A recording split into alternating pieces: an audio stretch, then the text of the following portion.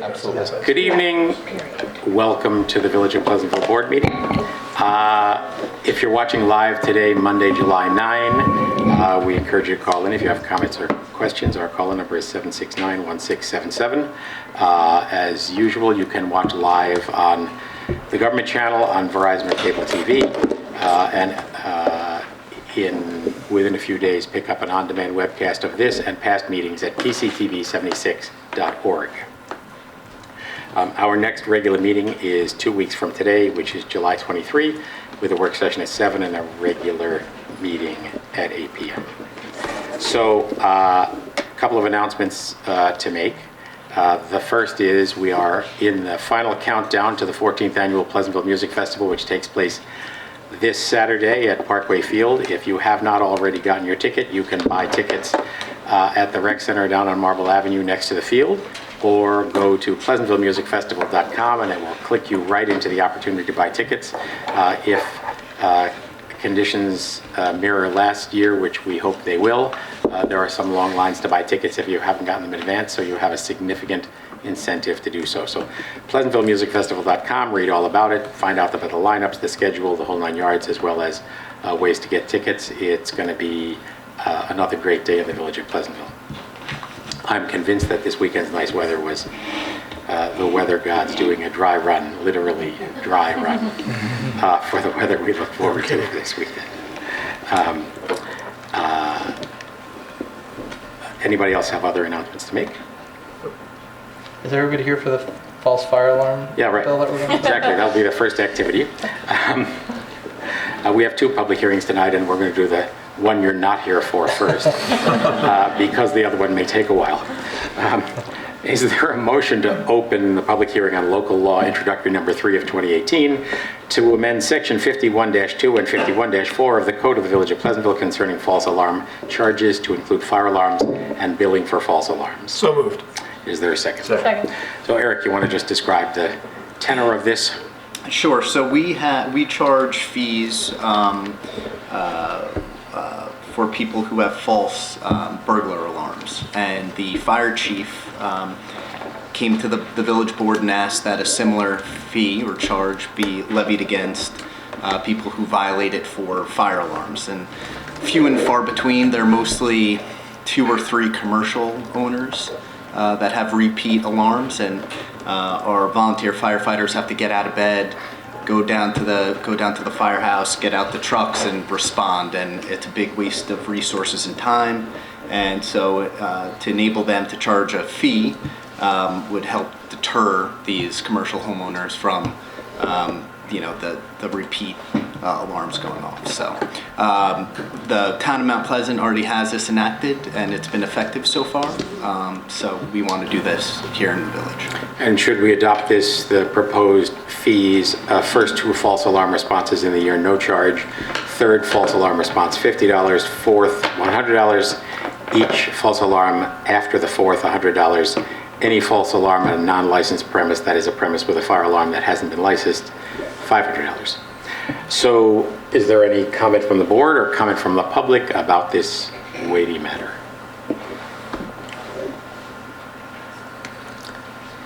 A reasonable period of silence has passed. There's one in the back. Come on, Yes, come up to the feel free to come on up. We need you guys speak at the microphone. And your name and your address. Your name and your address.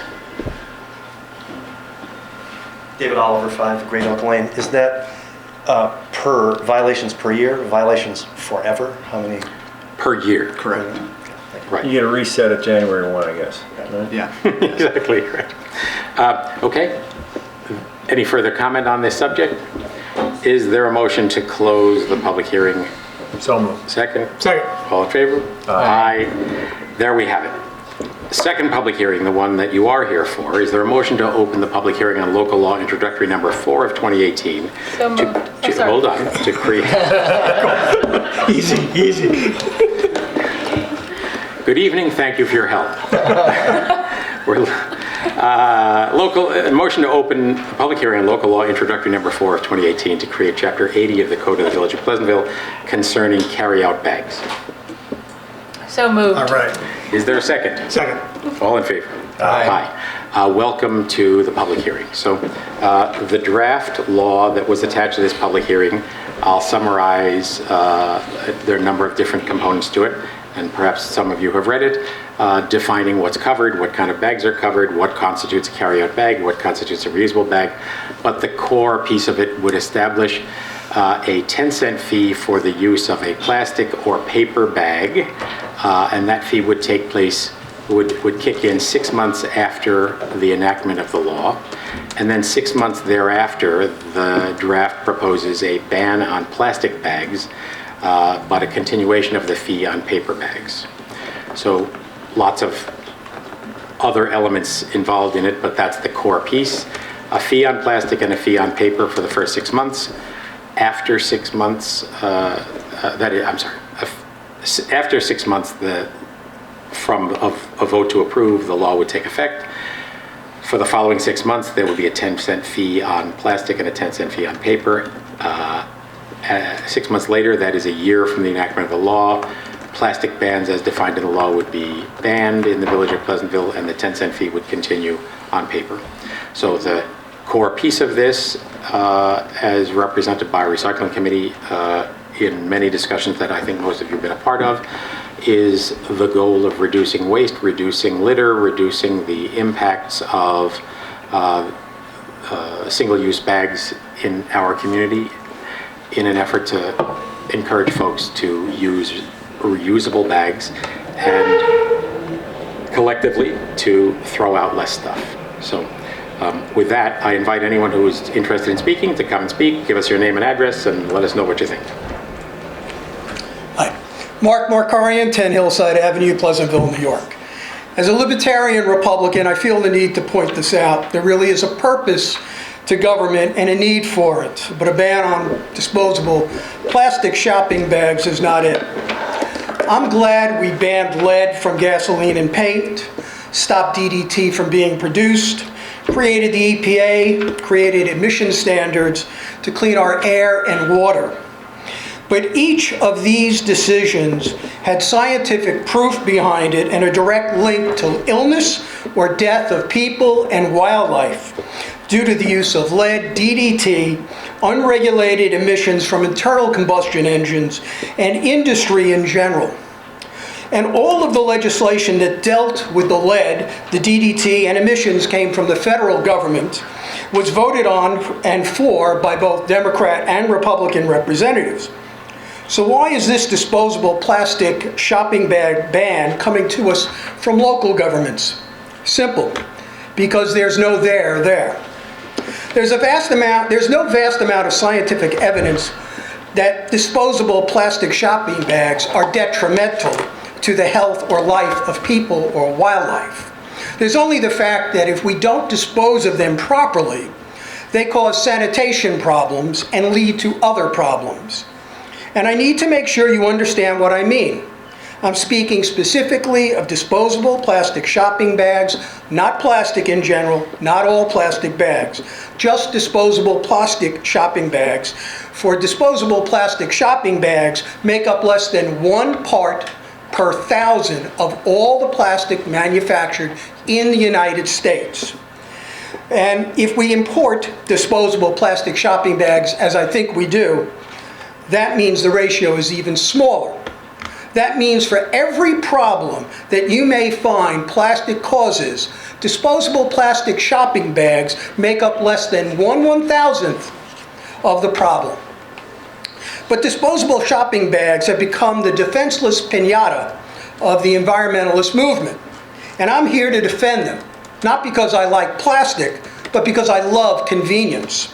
For convenience is critical to the economy and the bottom line. Anything, anytime something becomes more difficult, less of it is sold. And as less is sold, fewer dollars are earned and fewer people are employed. And with Amazon just months away from opening a new Whole Foods in Chappaqua Crossing, promising deliveries by truck and even drone, what do you think is going to happen to the bottom line of Key Food, Frank and Joe's, and Sunshine, and other facilities in town? their bottom line is going to shrink. And in the long run, some of them are going to go out of business. But the biggest problem I have with this proposed law is having government come between me and the firms that I do business with for irrational reasons, thereby limiting my liberty. We've all seen stories about various parts of government attempting and sometimes succeeding in limiting liberty or personal choice for quote-unquote good reasons. The ultimate disaster being prohibition, which led to the rise of organized crime. Then there was New York City Board of Education attempt to squelch an annual father-daughter dance on Staten Island. Then was when the Pleasantville police were called to stop me from using my First Amendment rights when I pamphleteered for Chris Day for Congress in 2014 at an entrance of the farmers market. Our liberty is at risk by every group of yahoos, be they from the left or right, who believe they're doing God's work or the work of Earth Goddess Gaia. And the reason that America is a constitutional representative republic and not a democracy is so that you, the duly elected officials of town, can have time to reflect and review the reasons with reason and not passion, and have the ability to do the right thing and say no to the ban on disposable plastic shopping bags. Thank you. Thank you. Thanks, Mark. Other speakers?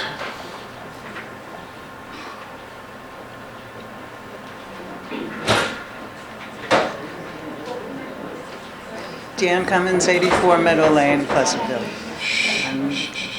I'm not going to be political, I'm going to be personal. I may not look it, hopefully I don't. I'm a senior citizen, I'm disabled, and I'm retired on a fixed income.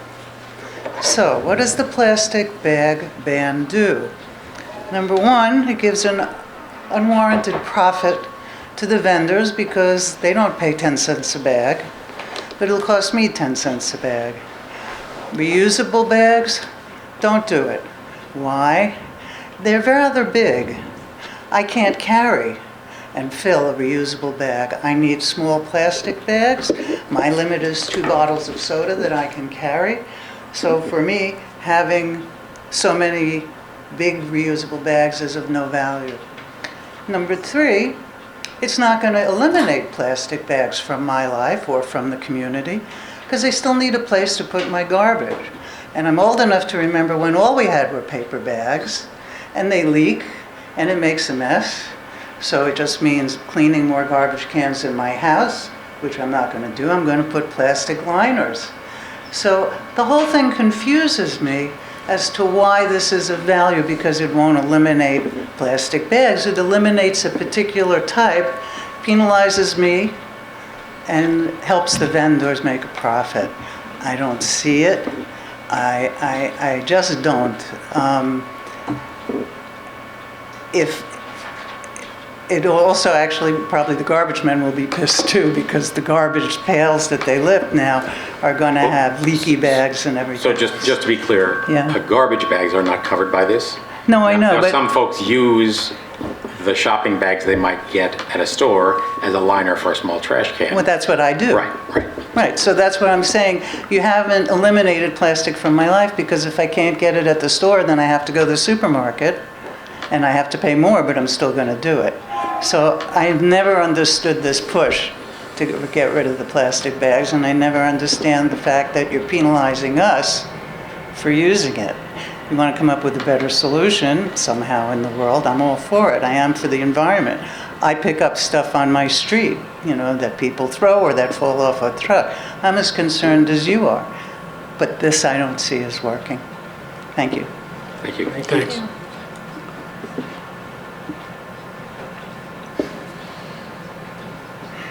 Other speakers?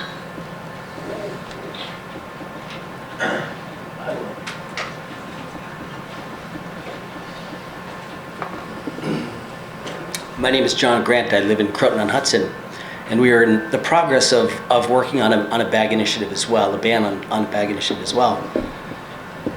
I wasn't going to come up and say anything, but I'm a little bit taken aback that I was here at your last meeting, and there was some really nice, good, positive momentum going, and I don't know how you got now to where you are. However, it sounds like you're addressing this with open arms. I categorically am taken back by the last two speakers about convenience, and plastic is everywhere.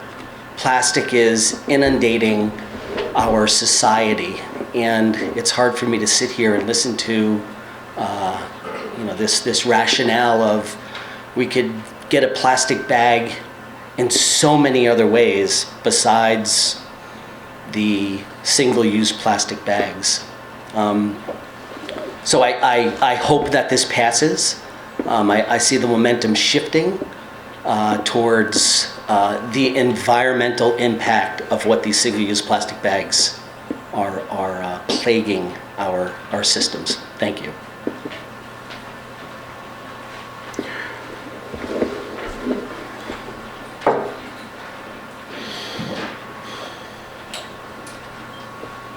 Good evening. My name is Francesca Haggertis McHale, and I live at 24 Brentwood Drive here in Pleasantville. I'm also, just as of yesterday, a Democratic candidate for the Mount Pleasant Town Board. And I have two boys who eat a lot, and I do most of my food shopping at Sam's Club. And as you know, at these large stores, they do not provide any kind of bag. So I bring my bags that IKEA has provided me with by purchase, and I load them into my IKEA bag, push my shopping cart to my car, and put them in my car. There's a lot of food going in my house. I think that reusable plastic bags have shown up in the ocean. They have shown up in our lakes. In Opperman's Pond, you might see a plastic bag floating around there more than once a day. They are a nuisance. There's many other ways to line your garbage can. There are many ways to pick up dog waste. There are many ways to overcome that. All these issues, it is very simple, and I would like to see Pleasantville lead the way in the town of Mount Pleasant on this. Newcastle did it, no problem, it's done. It's been almost, I think, 2 years now since the last, when I go to Rite Aid, there is no plastic bags. So, and sometimes I forget my reusable one. And so I'm juggling on the way out too. And they say, listen, why don't you go to your car and put these in the car, we'll hold it there for you. It's really not a big deal. There are many ways to get your belongings from one place to the other, and they don't have to be single-use plastic bags. Thank you.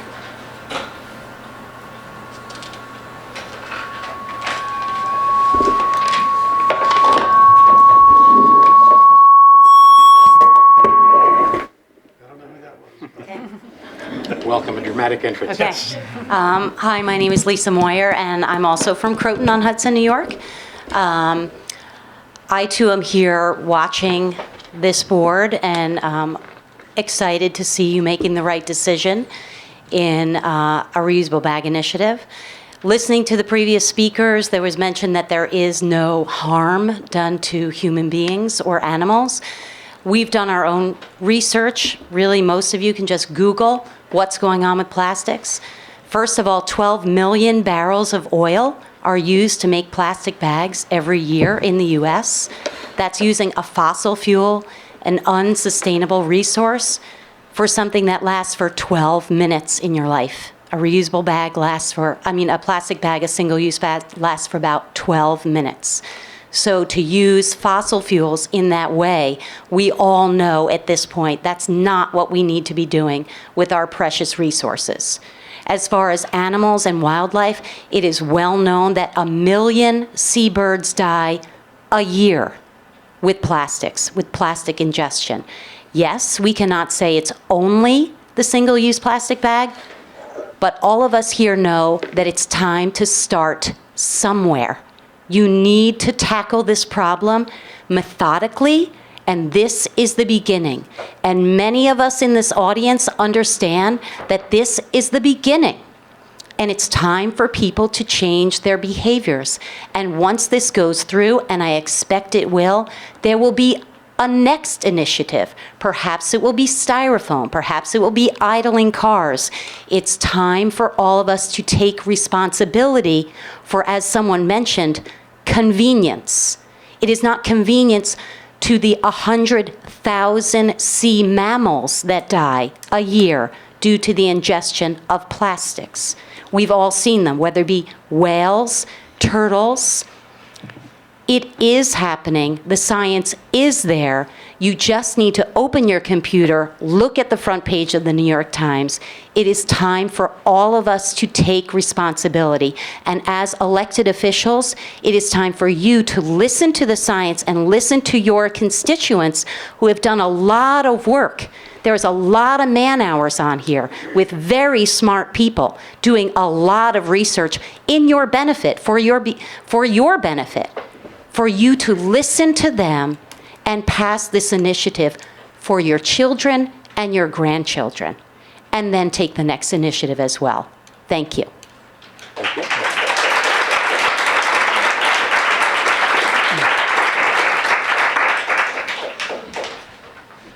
Hi, Edwin Quo, 44 Orchard Street here in Pleasantville. I wrote some notes. We'll see how far I get with them. But I really wanted to talk about something that hasn't been mentioned yet, and it's still early, but we're here on a day where Starbucks announced that they're going to stop distributing plastic straws in 2 years.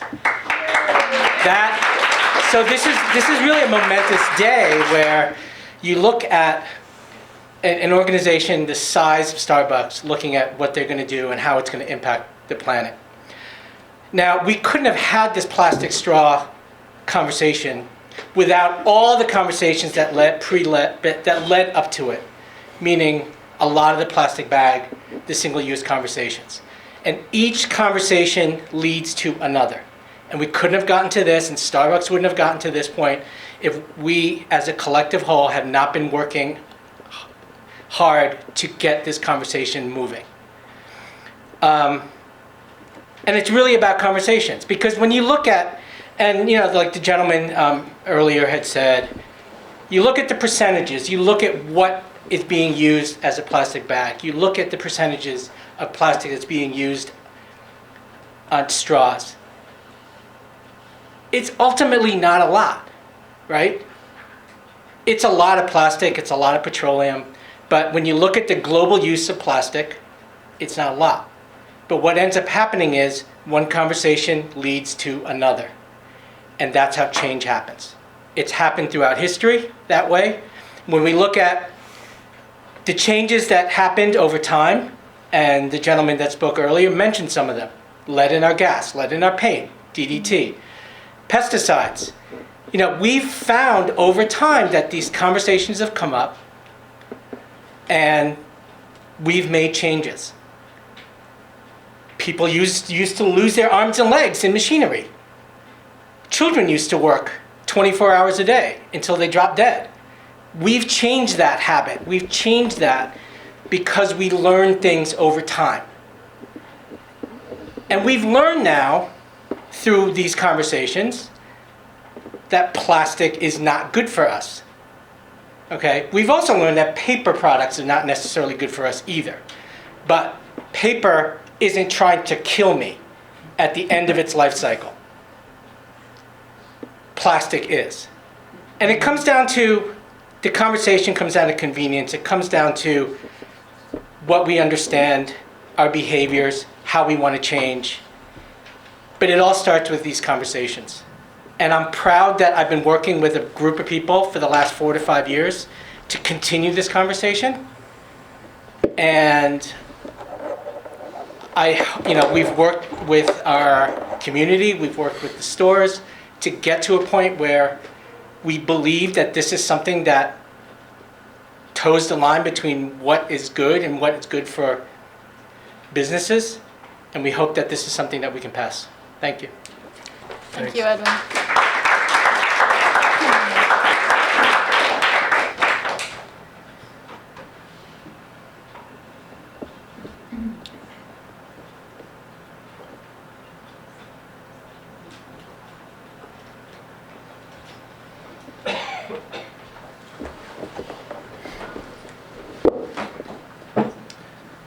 Good evening. My name is Jay Peltz. Thank you for the opportunity to speak tonight. I'm the General Counsel and Senior Vice President for the Food Industry Alliance of New York. We do government relations on behalf of grocery stores, drug stores, and convenience stores throughout the state. And the Pleasantville Key Food is a member of our association. There was a reference before, and you hear this at plastic bag ban hearings, about seabirds, marine mammals that have been killed allegedly by plastic bags. So here's an analysis that was done about that claim. The central claim of campaigners is that the bags, meaning plastic bags, kill more than 100,000 marine mammals and 1 million seabirds every year. However, this figure is based on a misinterpretation of a 1987 Canadian study in Newfoundland, which found that between 1981 and 1984, more than 100,000 marine mammals, including birds, were killed by discarded fishing nets. The Canadian study did not mention plastic bags at all. 15 years later, in 2002, when the Australian government commissioned a report into the effects of plastic bags, its authors misquoted the Newfoundland study, mistakenly attributing the deaths to, quote, plastic bags. The figure was latched onto by conservationists as proof that the bags were killers. For 4 years, the, quote, typo remained uncorrected. It was only in 2006 that the authors altered the report, replacing, quote, plastic bags with, quote, plastic debris. But the authors admitted the actual numbers of animals killed annually by plastic bag litter is nearly impossible to determine. In a postscript to the correction, they admitted that the original Canadian study had referred to fishing tackle, not plastic debris, as the threat to the environment. Regardless, the erroneous claim has become the keystone of a widening campaign to demonize plastic bags. Now, the point here is not that plastic bags don't have adverse environmental impacts. They do. But what we learned from the United Kingdom Environment Ministry study is that all 3 types of supermarket carrier bags have adverse environmental impacts: plastic, paper, and reusables. And it's presented in the form of evidence, not the kinds of false, exaggerated, and uncorroborated claims that you hear regularly at plastic bag ban hearings. What you won't find in here is the thin film plastic bags singled out as being particularly harmful to the environment. What you will find on 2 tables is that thin film plastic bags outperformed paper bags in 9 environmental impact assessment categories, all 9. In other words, paper bags are far worse for the environment than plastic bags. Why is that important? It's important because when people talk about the town of Newcastle ban, they'll talk about how wonderful it is, but what they won't tell you is that the operator there is selling at a loss 12,000 paper bags a week. Let's put that in perspective. In the late 70s, the thin film plastic bag replaced the paper bag as the main carrier bag at grocery stores. And that took the paper bag out of the equation. Typically, paper accounts for less than 1% of transactions at a grocery store. It's running at about 40% in Millwood. So the ban movement is actually the let's resurrect the paper bag movement. Let's get a little more perspective on this. The Suffolk County, and we'll get to this in a minute in terms of the detail, the legislative history, did a collaborative bill with us. They switched from a ban bill to a no-ban fee bill. There's a working group. We all work together, grocery industry, organized labor, environmentalists, the county, and we're collecting data. I'm collecting data on behalf of the industry. There's a group of 9 independent stores in Suffolk County, 9, similarly sized to the store in Millwood. You know how many bags they handed out for free, paper, for free, without charging, in the first quarter of 2017 before the Suffolk County law was implemented? 654 on average. Compare that to the 12,000 that are being distributed a week in Millwood. So what's the problem with that? So there are 4 problems with that. First, according to the UK Environment Ministry study, paper is far worse for the environment than plastic. Second, a significant increase in paper bag use will minimize the shift to reusable bag use. The only win here is to maximize the shift to reusable bag use, right? Because when reusable bags are manufactured, they have a worse impact on the environment than paper and plastic because they use more resources and energy in production, right? It's just the basic fact. The only way to help the environment is to get back to break even through reuse and then go beyond that. That's the gain. There is no gain per se in banning plastic. The only gain here is to sell enough reusables and have them reused enough so that there's a massive shift from paper and plastic to reusables.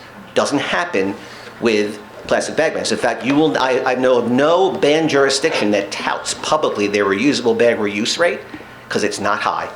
It's probably 40, 50, or 60%, and that's not high. Third, if paper bags biodegrade, they release methane. According to a July 2013 briefing note from the British Columbia Environment Ministry staff, methane emissions are a serious concern since they have a global warming impact 21 times higher than carbon dioxide. So how can we reasonably say that a plastic bag ban is good for the environment, particularly because this is being passed as a template for the rest of the country? So think about it. If the Millwood DeChico's is selling 12,000 paper bags a week, right? How much would the ShopRite in Croton, how many bags would that store sell, since they were talking about a ban in Croton? 50,000 a week?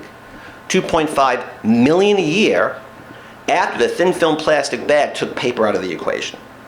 Fourth, regarding thin film plastic bags, the UK Environment Agency study notes on page 30 that, quote, overall it was estimated that 76% of single-use carrier bags were reused, right? Now, they're only reused once to line waste baskets, right? It's not a substitute for a reusable bag, but they are reused, right? So let's not let's not ignore that environmental benefit. Paper bags are barely reused and barely recycled. Now, what you're probably going to hear at some point is that ban supporters will say, well, paper bag distribution surges and then it plateaus and it comes down. Well, that's probably true. I'm sorry, can you repeat that last part? So typically what you'll hear from ban supporters is they'll say, well, it's true that once you ban the plastic, paper bag use goes way up, but it'll come down, right? And that might be true in certain circumstances. But the problem is, since you've eliminated the plastic bag, in order for it to go down to pre-ban levels, which are less than 1%, you need a 99% reusable bag use rate. Doesn't exist in any ban jurisdiction, not even close.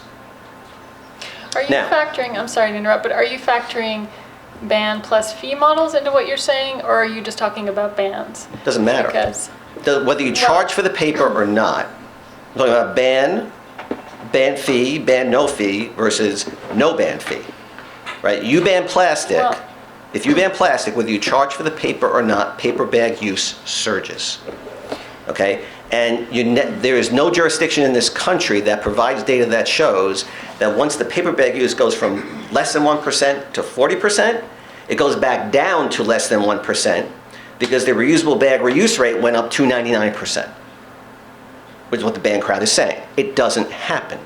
okay, I follow.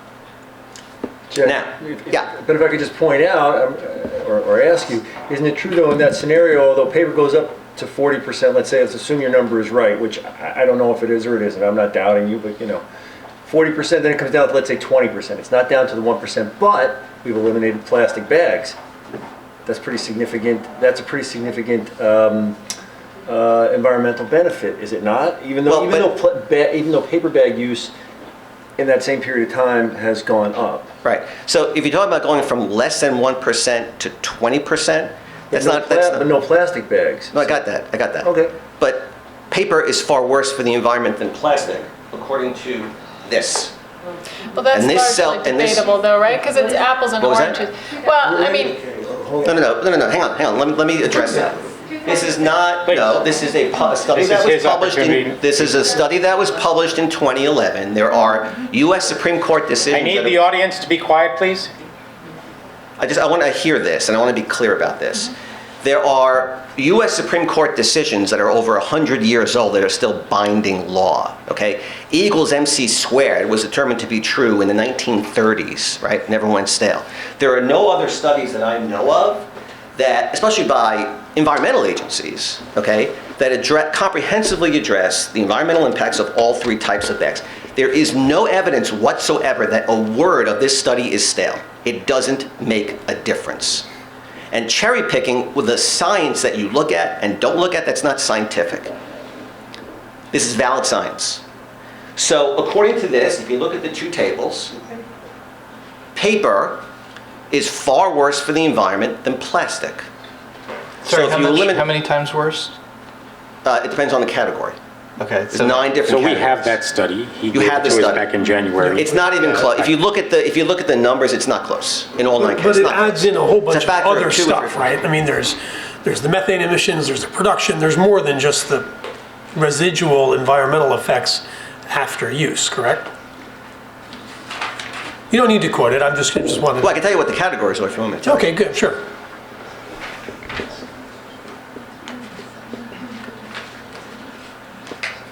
The categories are global warming potential, abiotic depletion, acidification, eutrophication, human toxicity, freshwater aquatic ecotox, marine aquatic ecotoxicity, terrestrial ecotoxicity, photochemical oxidation.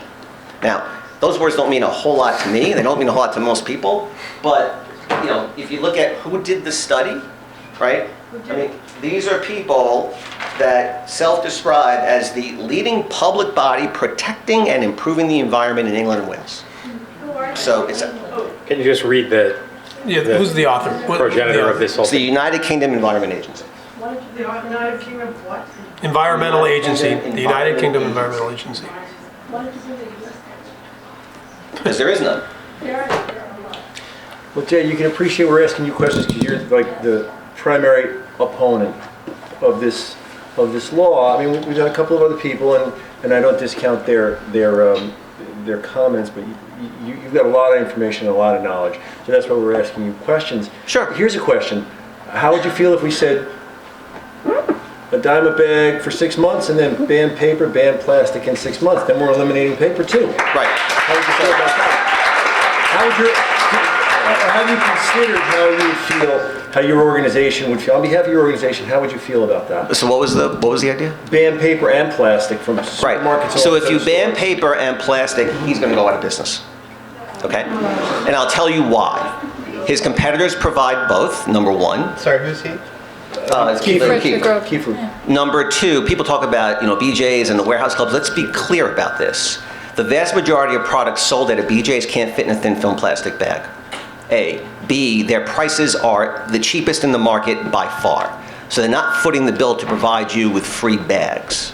All right. 3, they're non-union. He's union. They have lower costs. 4, they have 2 revenue streams. Okay. 1 is what you pay at the counter, right, at the point of sale, and 2 are the subscription fees that you pay. He has none of that. All right. So it's apples and oranges. No pun intended. It's just not. I agree so with you. there is not a Completely grocery different model. store. So you're you're, not going to. you're actually saying that you think that we shouldn't be banning paper and plastic, but that the county or the state should be doing it so it would be a level playing field. No, what I'm saying is that nobody should be banning paper or plastic, because if you go with a no ban fee law, like they did in New York City and they did in Suffolk County, right?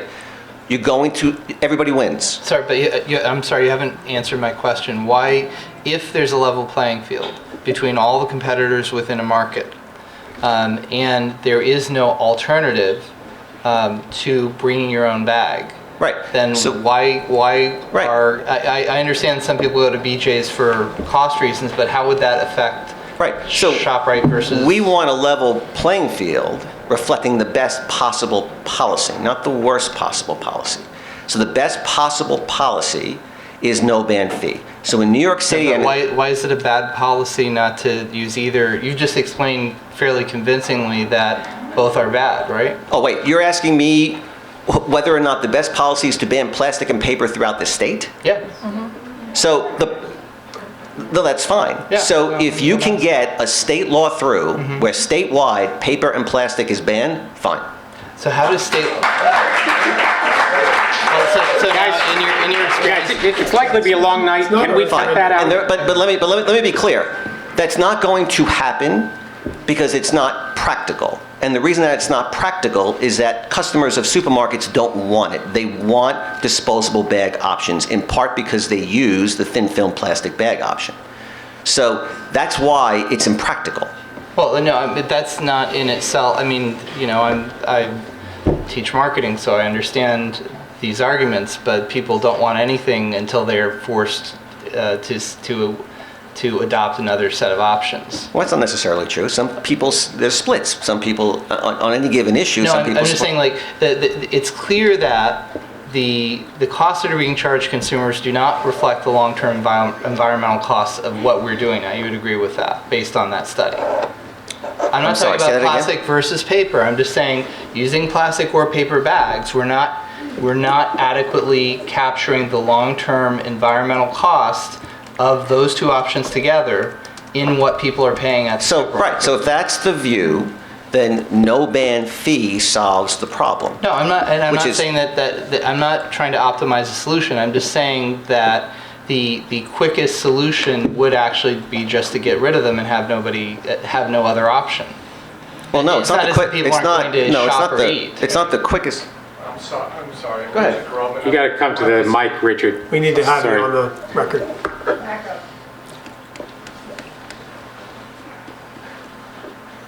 Richard Grobman, I'm from Key Food. I'm going to speak some point after Jay, but it seems kind of timely now. If there is a state ban, let's say, so you have a level playing field, no plastic and no paper. Right. What's going to happen is that the customers who want to use something, those who aren't using reusable bags, are going to place more orders with Amazon. Right. We all know how much that company is growing in this business today as it is. So now what's going to happen is that it's inconvenient for customers to go to a store and either have to carry the groceries out or use reusable, which they're not doing. They're going to place more and more orders from Amazon, and that's going to hurt stores that are in all of the neighborhoods, and they're going to lose business because more orders will be And placed. hold that thought. I can report my role in the Westchester Municipal Officials Association. Communities all across Westchester and doubtless all across the nation are now choking in stacks of corrugated cardboard because so many people are getting things delivered, and it comes with so much packaging and so much packing material inside that that's turning into its own sort of looming crisis of what to do with all this cardboard. So that was an aside. No, so actually, to your point, it's quite possible, and I'm not saying it isn't, but how would you test that? In other words, you may be right. It may be that the people who would say, oh, wow, this is really inconvenient to have to bring my own bag to a supermarket, and say, so I'm going to order on Amazon. But another possible scenario is that the people who are actually unable to do paper or plastic are not the people that are ordering off their smartphone. They're an entirely different segment, and their need is going to be met in a different way. So how would you test to know which proposition is right? Maybe have a single... The way to test it is to have a ban. But it's You sure you're close to the mic there, Richard? Sorry, just because people at home Yeah, we want to get it on. It's logical that if it's inconvenient for customers to shop, those who go once a week or twice a week and are doing $200 a week in a store for a week or something like that, or buying that much in groceries, if they're not using reusable bags, then they're gonna go where they can. If it's a level playing field and they can't get it anywhere, they're gonna order it online and have it delivered right to their homes. So how much do you think that you would stand to lose in... the Whole Foods is not open today, right? So in the market as it's constituted, if we said 2 weeks from now or 6 months from now, there's going to be a ban on all bags, and that's going to last for 6 months, and then that law will end and we'll either have to put another one in place or not. How much would you stand to lose in business, do you think? No, I'm just saying, like, if the answer is $10,000, then if we could collect $10,000 to try this as an experiment with an expiring law, would that not be worthwhile? The law says what now? So just to be clear, I don't want people to get confused. Yeah. There is no law being There's considered. no law being considered. Right. I'm trying to... Well, what's the That looks hypothetical? like this. The hypothetical is there's an actual cost to trying to actually having an answer to this. There's a lot of people saying sort of positivistically, I feel bad about this, I feel bad about this. You've got one study in the UK, there's random information in the US. Scientifically you're right, E equals MC squared has not yet been overturned, but generally speaking we like multiple studies. And certainly in consumer behavior, we like to see multiple studies done in different locations to tell us what will happen.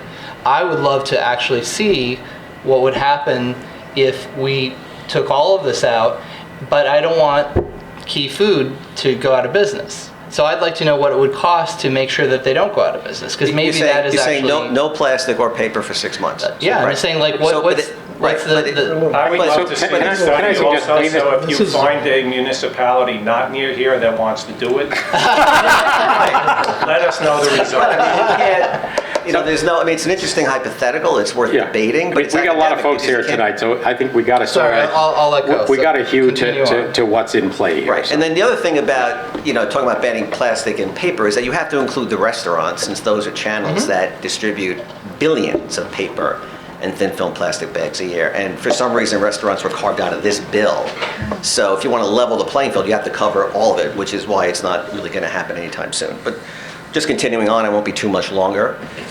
So in New York City and in Suffolk County, two legislators, Bran Lander in the city, Dr. William Spencer in Suffolk County, both progressive Democrats, both have solid environmentalist credentials, both first proposed bag bans. They both changed their minds and went with no ban fee, 5 and 5, minimum charge of a nickel for each, because they both agreed with not only me, but with environmental groups that it's the best environmental policy. The reason for that is that you avoid the surge in paper bag distribution, and that maximizes the purchase and the reuse of reusable bags.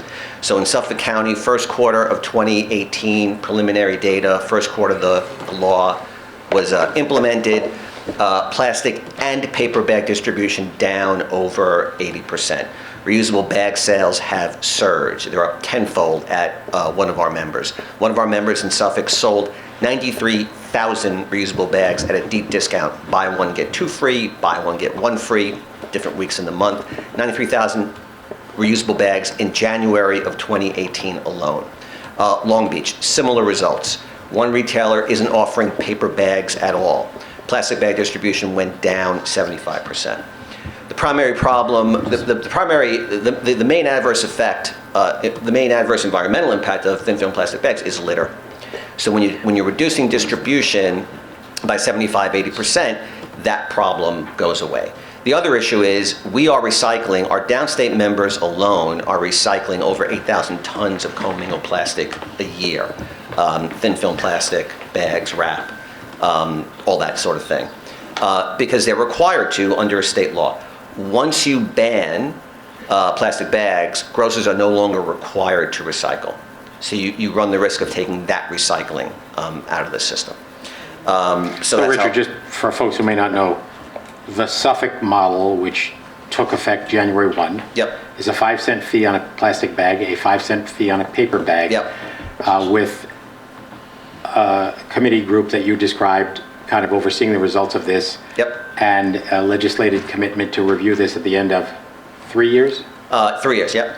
And what, a benchmark goal of 75% reduction, was that? I think so. Yes. Okay. I think so. That sounds right. And then the irony is, the Pleasantville bill actually says, it says the Village of Pleasantville, having reviewed the findings of the County of Suffolk as set forth in its ordinance, determines that the Suffolk findings are compelling, and hereby resolves to adopt those findings in this local law. Those findings were used to convert from a ban bill to a no ban fee bill.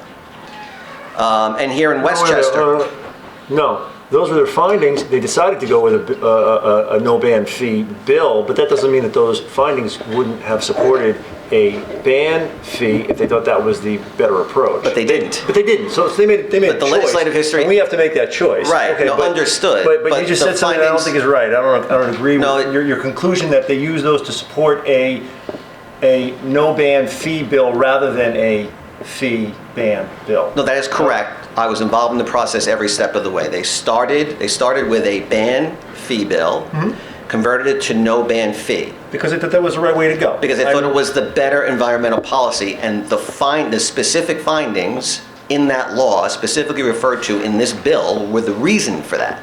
That's it. That's what it says. That's what I the read. history. But if you were there, I'll take your word. But I Well, didn't that's what read happened. And then here in Westchester, of course, so in the town of Bedford, the town supervisor, the head of the Reusable Bag Initiative, both supported a ban. After discussing it with us and some environmental groups, they decided to switch to, they made it 10 and 10. And I believe in that bill, you get a year to demonstrate a 75% reduction in plastic bag distribution. If it's not met, then they have multiple options that they can do. The point is that by putting the fee for the disposable bags in this bill, you're acknowledging that it works. So there's no reason to automatically switch to a ban if it's working. it's not a compromise, because then the band supporters will be getting 100% of what they want. They'll just be getting it a year later. So what we're asking for is that the bill either be withdrawn and a new bill be drafted based on the Suffolk County law, or that it simply be amended by deleting Section 4, I believe, which is the automatic conversion provision. Based on the findings in the record, we believe that it's clear, because of the significant adverse environmental impacts of paper, that secret compliance cannot occur without doing a full-blown environmental impact statement.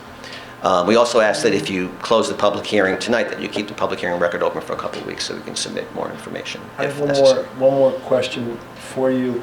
It's really a question for Richard because it's his store.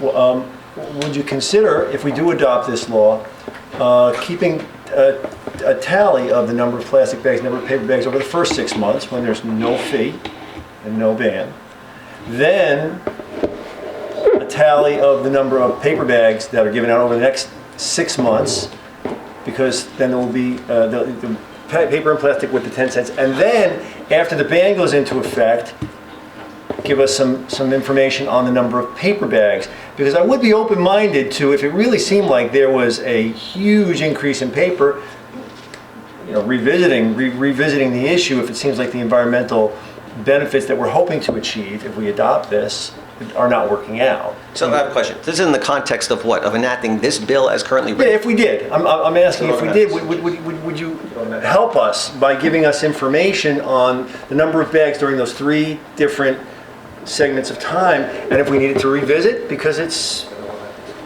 the right thing to do, we would do that. Yes, I mean, we're doing it in Suffolk County now.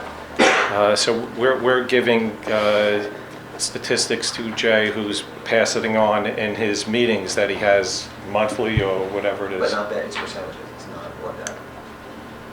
But we're giving percentages, but I mean, we can keep Statistics on count bag use, that's all I'm asking. No, Right, but we're not, in Suffolk, it's proprietary information because you can derive sales from Right. it. I was going to ask. So we give percentage data. But the problem, it's academic because under the current bill, it converts automatically anyway. So what's the difference? It's done. It's a fait accompli. It's a done deal. Well, the What do you difference pay is for? that we're a legislative body and we can change laws. Right, but then the law you should wait until you get the data. We can't test the data until we have the law. They're doing it in Bedford. They're saying if you demonstrate a 75% reduction, right, then we're good. If not, then we're going to revisit it. That's what New York City did. That's what Suffolk did. And I'm wondering how much paper goes up if we adopt this, when the plastic bag ban goes into effect. Because you made a statement about how much it goes up, and I don't know if it's true or not. Right. But I guess the idea is that, so you have 6 months, I guess that's educational.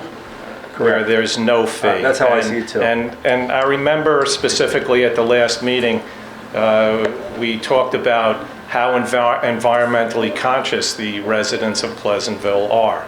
And I agree with it. I mean, the residents that I see and that I've known over the years, you have a very progressive people that live in Pleasantville. But we all know that they're not that environmentally conscious, or not as much as we might think, or else we wouldn't need any of this. Because they would cut out the bags on their own and they would be using reusable bags.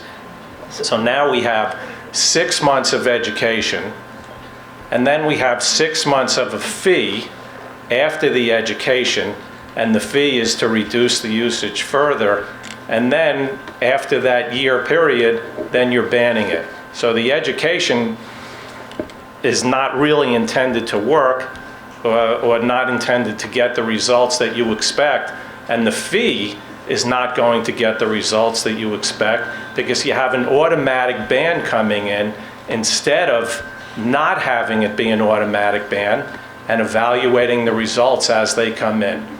We don't use paper bags. So in Suffolk County, and we cut out paper bags, I'll say, I mean, I don't have 1/10 of 1% of my customers using paper bags.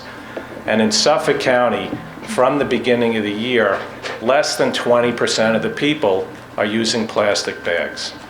That means 80% of the people are either using reusable bags or they're not using bags at all. Or the plastic, but they're buying a plastic bag. under 20% are using our plastic bags. And before that, how many were getting the plastic bags versus bringing in a cloth reusable? I'm sorry, but I don't have. Yeah, that's a tough I don't data have point, figures right. before, from that. But the fee has certainly been a discouragement. And it's something that seems to be working. Obviously, they have the chance to continuously evaluate it as this board does. So in your scenario of what you prefer with the pricing mechanism only, can you talk about the other things that you would be doing to, because we know in terms of consumer shopping behavior that pricing is one lever, but it's only one of many. Display, education, signage, those are all very important. What else are you doing to support the transition away from plastic bags? Well, besides signage in the stores, we've made a number of different types of reusable bags, insulated, different designs, different sizes, lowered the prices on them so that people will use more of them. We're not in the business to try to make our money on the fees, whether it be a nickel or a dime. I mean, you might say, well, it's a dime, he's getting to keep the dime. I mean, quite frankly, I don't think the dime is necessary. I think the nickel is enough of a discouragement that it shouldn't be a dime. I mean, you know that at some point, people are going to go to ShopRite, people are going to go to Acme, Pleasantville residents, and by the way, I know my store is not that great now, and I heard enough about it at the last meeting. We've had plans for years, we have the permits. This is not a commercial for the Key Food, but the store is being expanded and remodeled. So the store will be worthy of Pleasantville, so that's not a reason. I know how to keep customers and to have a good store. But there are people who are going to shop who are not going to want to pay a dime a bag. There are people who are not going to want to pay a nickel a bag. And so there are people who are going to go to ShopRite and to go to Acme. And then to compound it, at the end of a year, they're not even going to be able to pay a nickel or a dime as it stands now to get their bag in Key Food. And if they want the plastic bag, then they're going to go to ShopRite and to Acme, and they're Pleasantville residents, and they're bringing the bags back to Pleasantville, and they're going to end up in the waste anyway. And there's a percentage of them. If you ask me how much it is, I have no idea how much it is, but there are people who are going to do that. So on a practical level, though, you complete your renovation, your store is beautiful, that's great. You have people coming in spending $50, $75, $100. Do you really, truly believe that somebody who's planning on going out and doing a week's worth of grocery shopping is going to spend $100 or $125 is really going to ShopRite because they're going to save 60 cents on bags? Do you really think that? Because I really don't think that, to be perfectly honest. Are you saying the answer is zero? Are you saying that no one will avoid paying the 60 cents? Would it bother you if one person a year did that? If it's one person a year, I'll take it. Do you really think that's going to happen in any significant way? Because I really, truly do not. If your store, and I hope, and I do believe you have all great intentions with that store, and I hope you do, because I hope you're a store here for a very long time.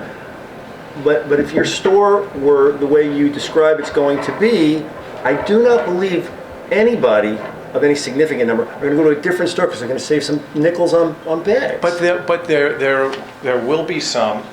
Yeah, sure. There will be. So this comes up. Here's the problem, and here's what you would know unless you're in the industry. Sure. 50 years ago, there wasn't a whole lot of ticket splitting going on. All right, there weren't a whole lot of working moms. Typically, mom did the shopping. It was a neighborhood grocery store. That's where she went. 50 years later, the entire market has changed, right? So the growth in food at home over the last 50 years is minimal. The growth in food purchased away from home, restaurants and the like, prepared food stores is way up, and people are splitting their tickets. 40 years ago, there were no warehouse clubs. There were no supercenters. There were no expanded drugstores, expanded dollar stores, no specialty stores like Whole Foods and Trader Joe's, and no internet. So when you force people, and there's also an economic theory that's widely accepted that says that people respond a lot more to penalties than to gains, right? Mm-hmm. So when we pay people a nickel to use a reusable, it doesn't do much. But when you say to people, we're going to charge you for something that's been free for your whole life, they get pissed off about that. Is it emotional? Yeah, they get pissed off. So it's one more reason to shop someplace else. And if he's going to put the kind of money into that store that he's talking about and take all that risk and personally guarantee all that debt, right? In a business where when you're making a penny on the dollar, you're doing great, that's a risk. It's a real risk. So, question. I'm sorry. I feel like we're getting somewhat mixed messages, though, because previously you were saying you're against the ban. Now it seems like there's a problem with the fee. And I also have a question for you, Mr. Grobman. My understanding, somebody had asked earlier why we're having a second public hearing, and the reason is that you had raised some objections originally, and we care very much about Key Food and its place in our community. And I think even from an environmental perspective, one of the things that came up is that there are a lot of people who like the idea of being able to walk to their local grocery store.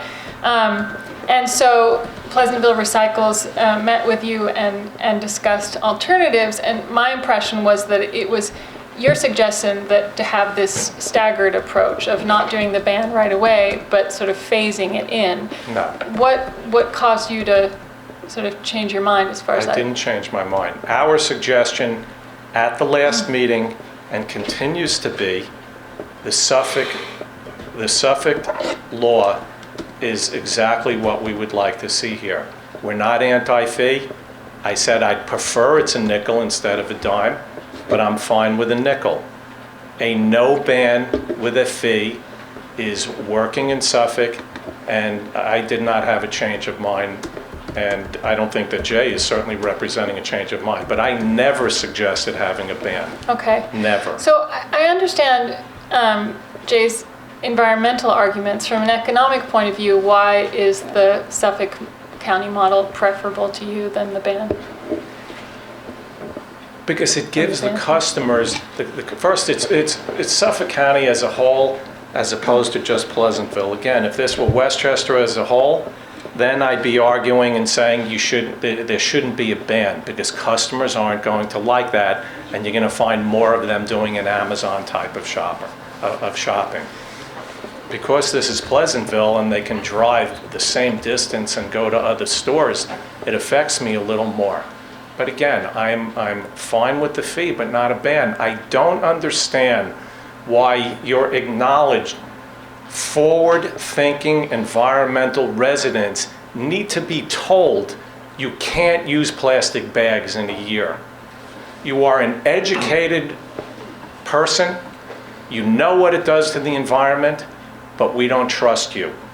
Instead of the board evaluating the data that you see from us, and we can give you virtually anything that you want, instead of the board evaluating that data and see how it works.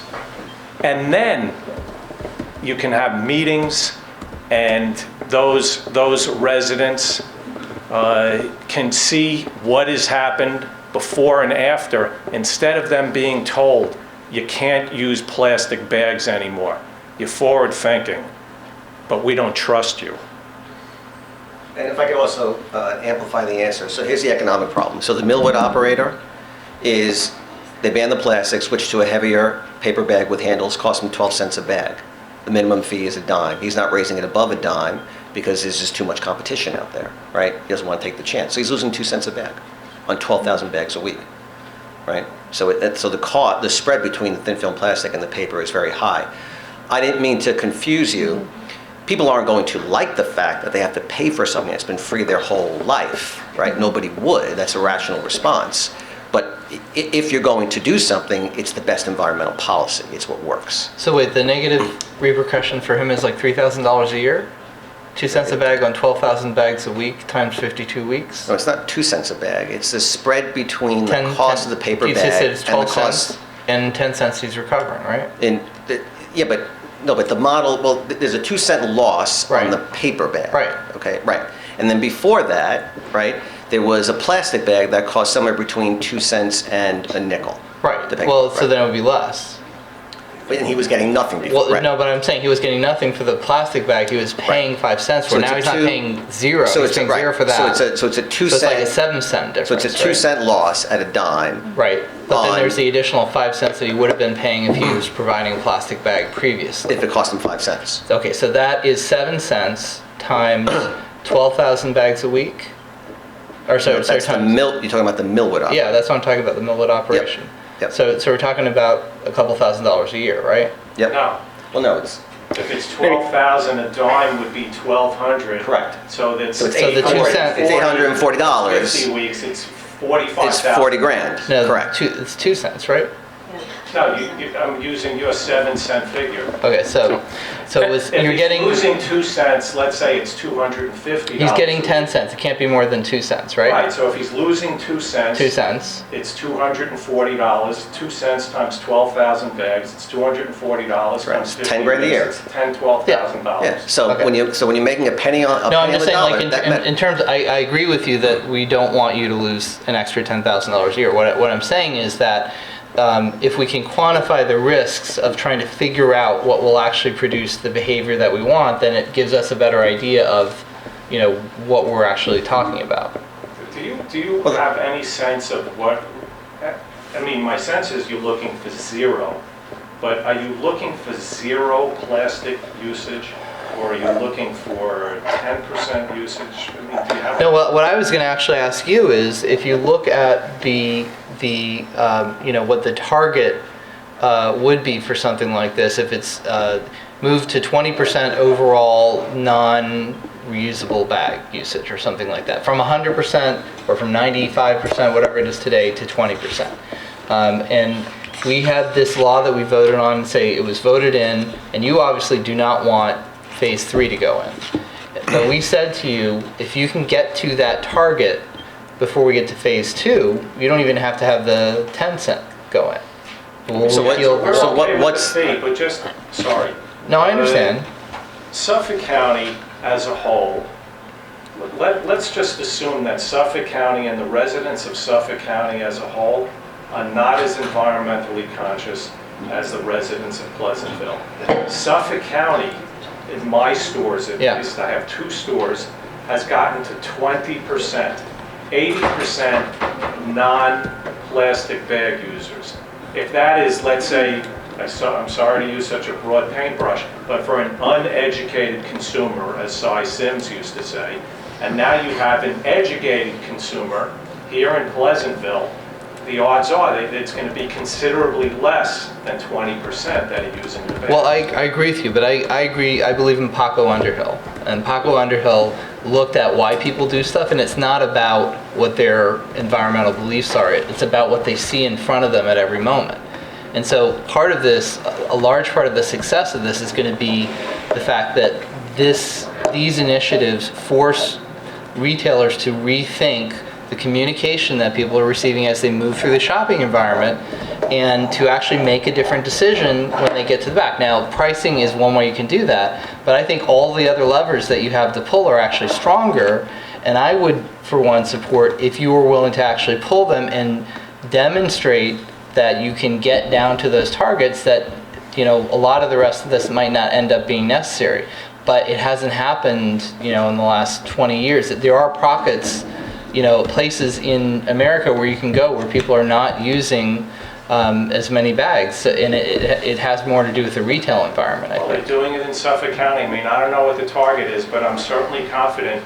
By the way, I mean, if the fee were 10 cents in Suffolk County instead of a nickel, then the number would be below 20% also. Mm-hmm. So that, I mean, you take everything that's going here in Pleasantville with the dime fee and the consumer that we know is here, and again, I don't know what the target is. I can't say I'm going to hit a target that I don't know what it is yet, but I'm going to hit that target.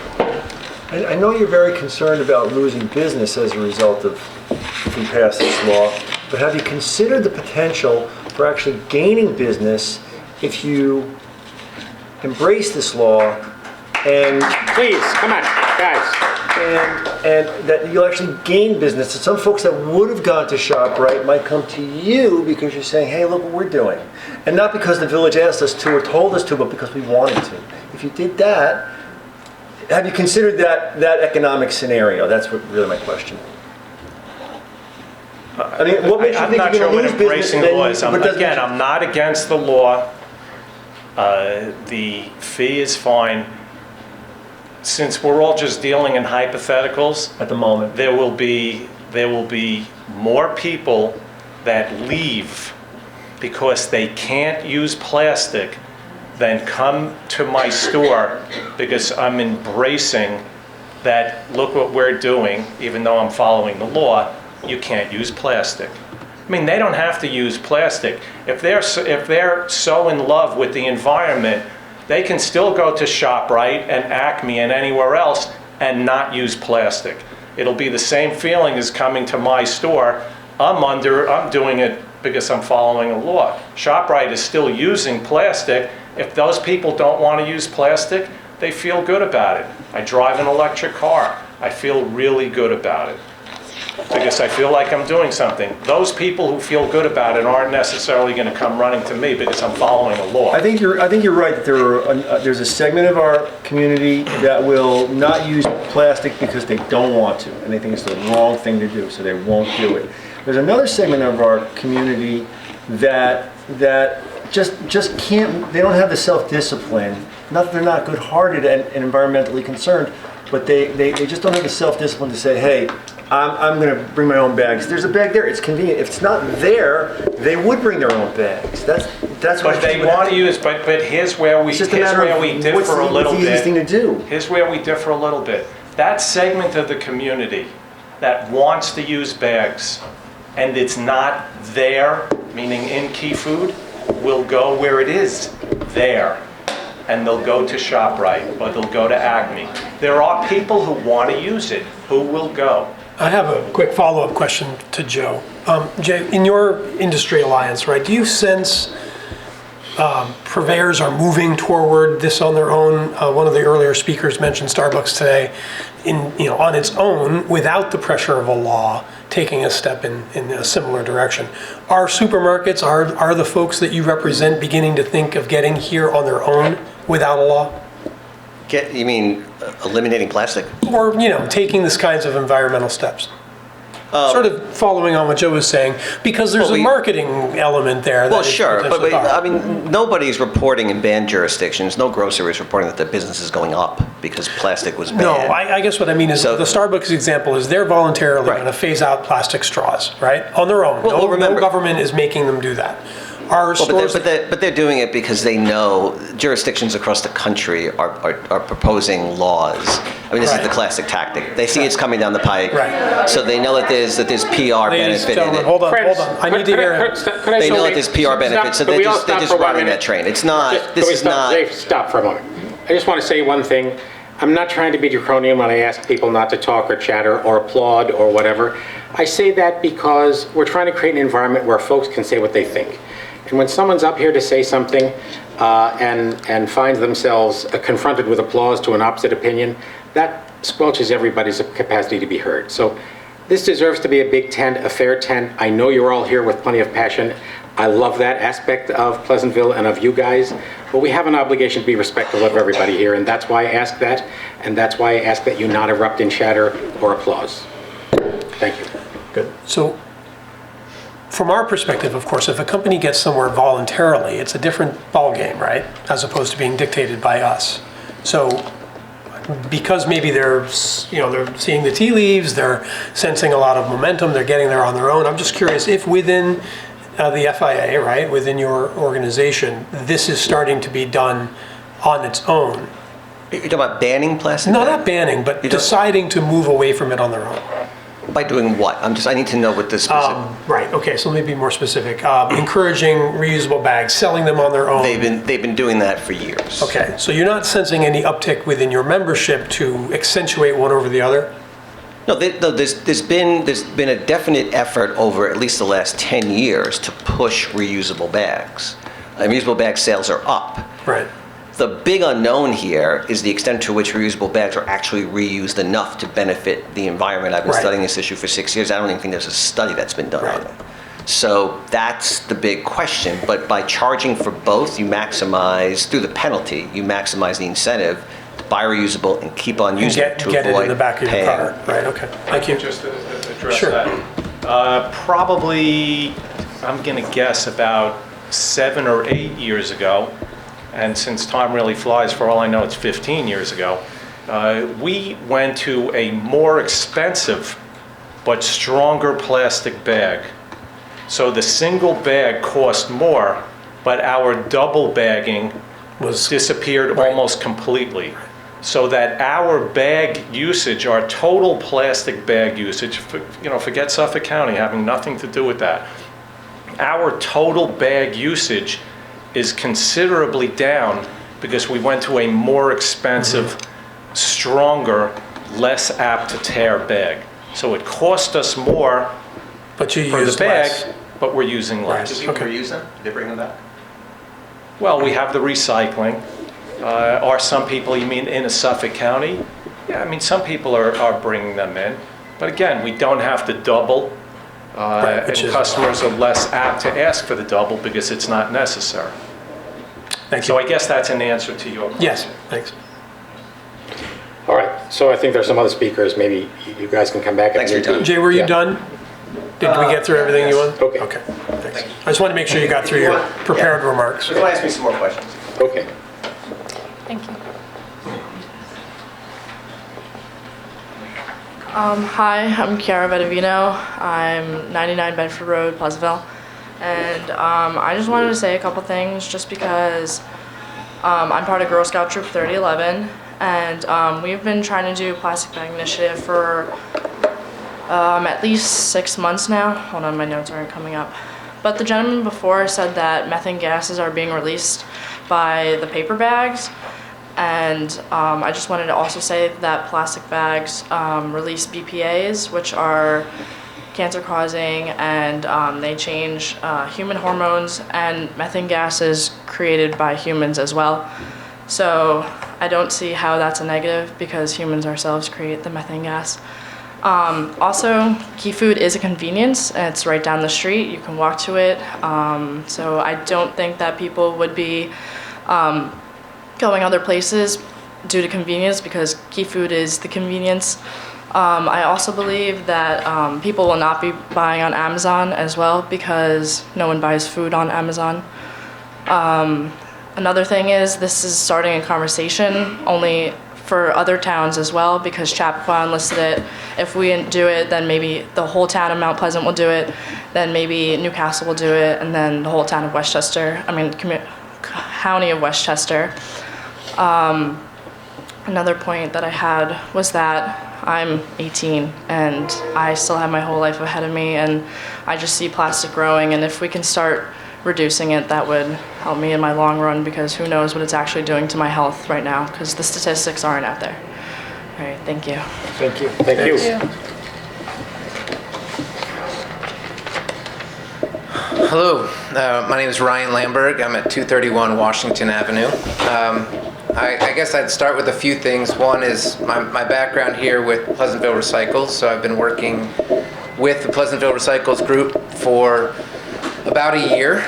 And it seems like each of the times that I've been here, whether the public hearing, the large one, I was unfortunately out of town.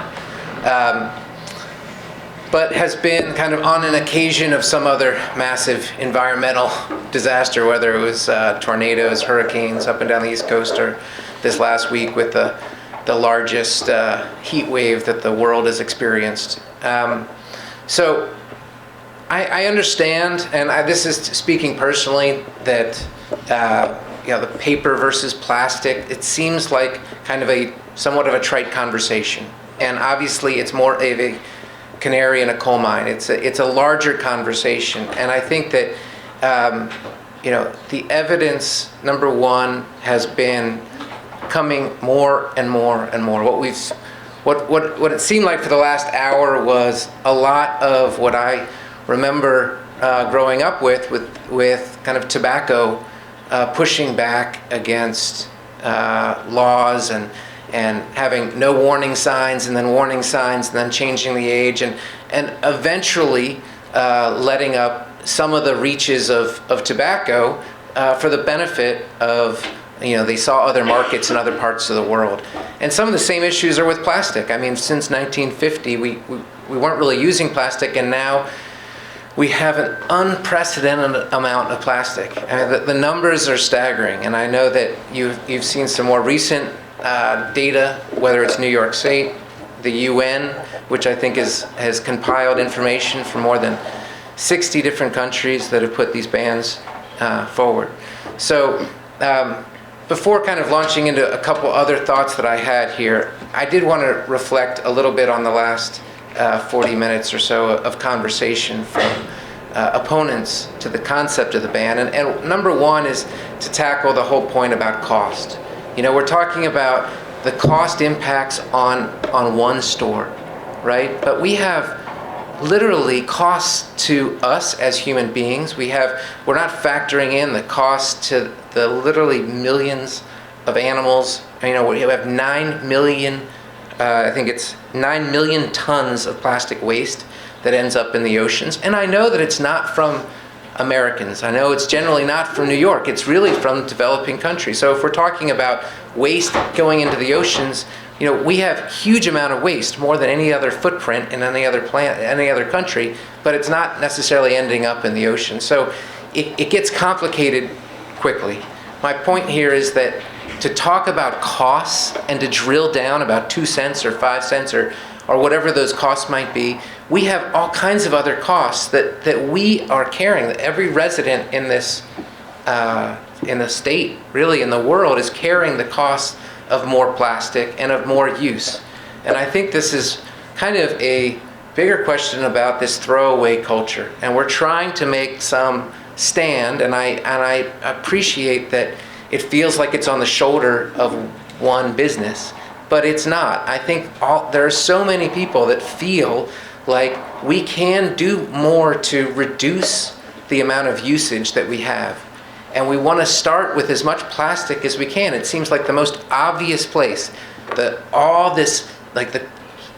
New York, it's 1,700 bags per family per year. I mean, it's tons. The numbers from the UN suggest that there are enough plastic bags to go around the planet 7 times every hour.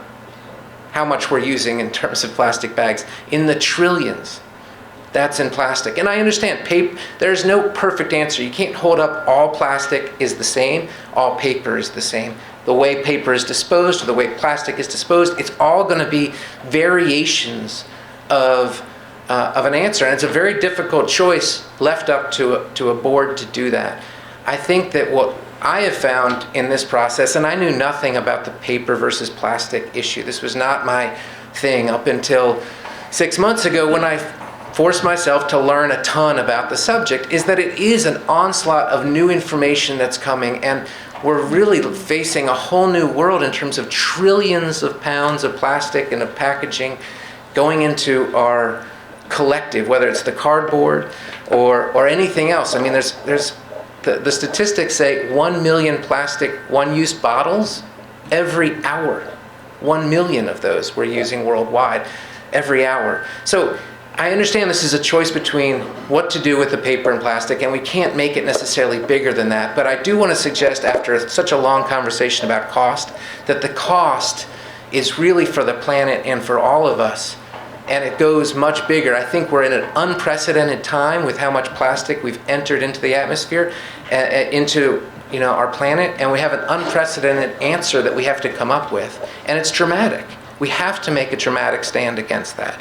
And this law does that. It says no more plastic, and it's a step in the right direction. I hope it's no more styrofoam, and I hope we all make conscious decisions about a little bit less and a little bit less until we're all going to be facing a whole other crisis coming up with the climate changing and everything else that's a part of that. This is a part of that, and I understand that this feels like it's falling on one business, but I think that this business and other businesses, we have the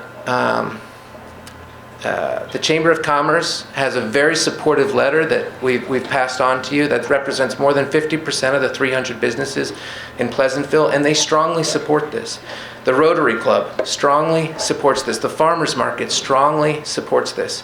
And talk about other examples, this hybrid approach of both a ban and a fee has worked. It's worked in LA, where they suggest that 94% reduction of this type of legislation has a very minimal cost per resident, and the store makes that up, as you pointed out, with these 10% fees.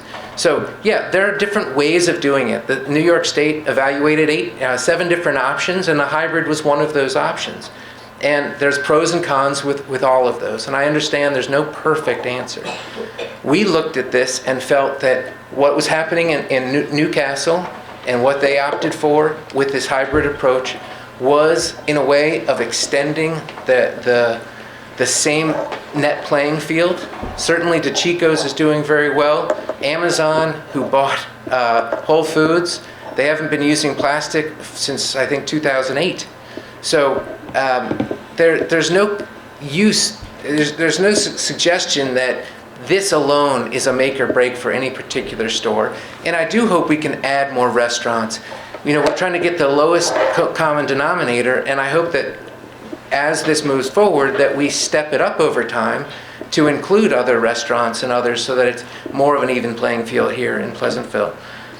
So with that, I just want to reiterate, you know, a few of our major points, that it's an ability to cope with plastic waste is already overwhelmed, that China has shut the door on recycling, so we have to reduce is really important.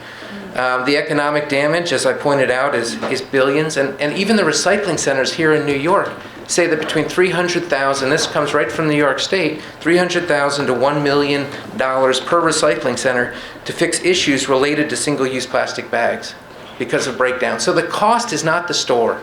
The cost is all of us. We're all the taxpayers that are holding up the cost with plastic bags. 60 countries have introduced these bans and levies to curb single-use plastic waste, and granted, they've all been in various forms, some of up to 50 cents a bag. That certainly brought down reduction. They only want the fee model. Well, let's choose a really high fee and reduce it down to 0. But the point here is that we're using so much plastic bag as part of that, and education only goes about 5% of the way, so it won't be enough. I think that, you know, we have laws about throwing cigarettes on the ground, we have laws about garbage, we had litter laws. This is just one more in the right direction for our town. So with that, I strongly support the ban, and thank you for your time. Really. Could I ask you one question, Brian? Maybe Jay indicated that at DeChico's in Millwood, they are handing out 12,000, I think he said, paper bags per week. Yes. So the piece of the ban that concerns me is that if we have a fee structure and then at some date certain a ban on plastic but not on paper, right? It implies that we think plastic is worse than paper, right? And there's plenty. It would appear to me, based on my digging into it, that it's differently worse. Yes. It isn't necessarily better. And I agree. I don't want to be the one arguing between paper and plastic. I agree with you that, and from Jay's statistics, you know, look, he's picking and choosing certain things. One number that did resonate from what I did hear from Millwood is that, yeah, about 40% moved to paper from plastic. And I hope that we can curb that. We have many plans to produce and distribute free, you know, recyclable plastic-based, not cotton, but recyclable plastic-based bags that will. The Rotary Club has generously, you know, put up money, and we put up money to produce, you know, something like 500 or 1,000 of them and distribute them widely, make sure that they're into people's hands. To your point, does it increase paper, and is it worse? There's so many variations of that, and I think that what we're trying to say is that, you know, even in Suffolk, where it's just a 5 cent, where Jay has visited them and they changed their opinion about what they needed to do, instead of the ban hybrid model, they went with the fee model. They are, you know, they're down to 20% use of paper. I mean, these are great numbers, and from everything I've read, and granted, I'm not the national expert on it, and I'm not the industry representative that spends their time defending plastic, but I am the person that says, you know, here's an opportunity to dramatically reduce the impacts, that we can and need to make certain strides in the right direction now. We can't wait any longer. And what we've seen from Millwood and from certain other areas, whether it's Whole Foods, is that while the numbers move to paper in the short term, as Jay also pointed out, they also will go down over time as more and more education, and you can kind of level those off. And yes, it is an increase. It is a push towards paper. So the argument is that worse for the environment in a community like ours that collects a lot?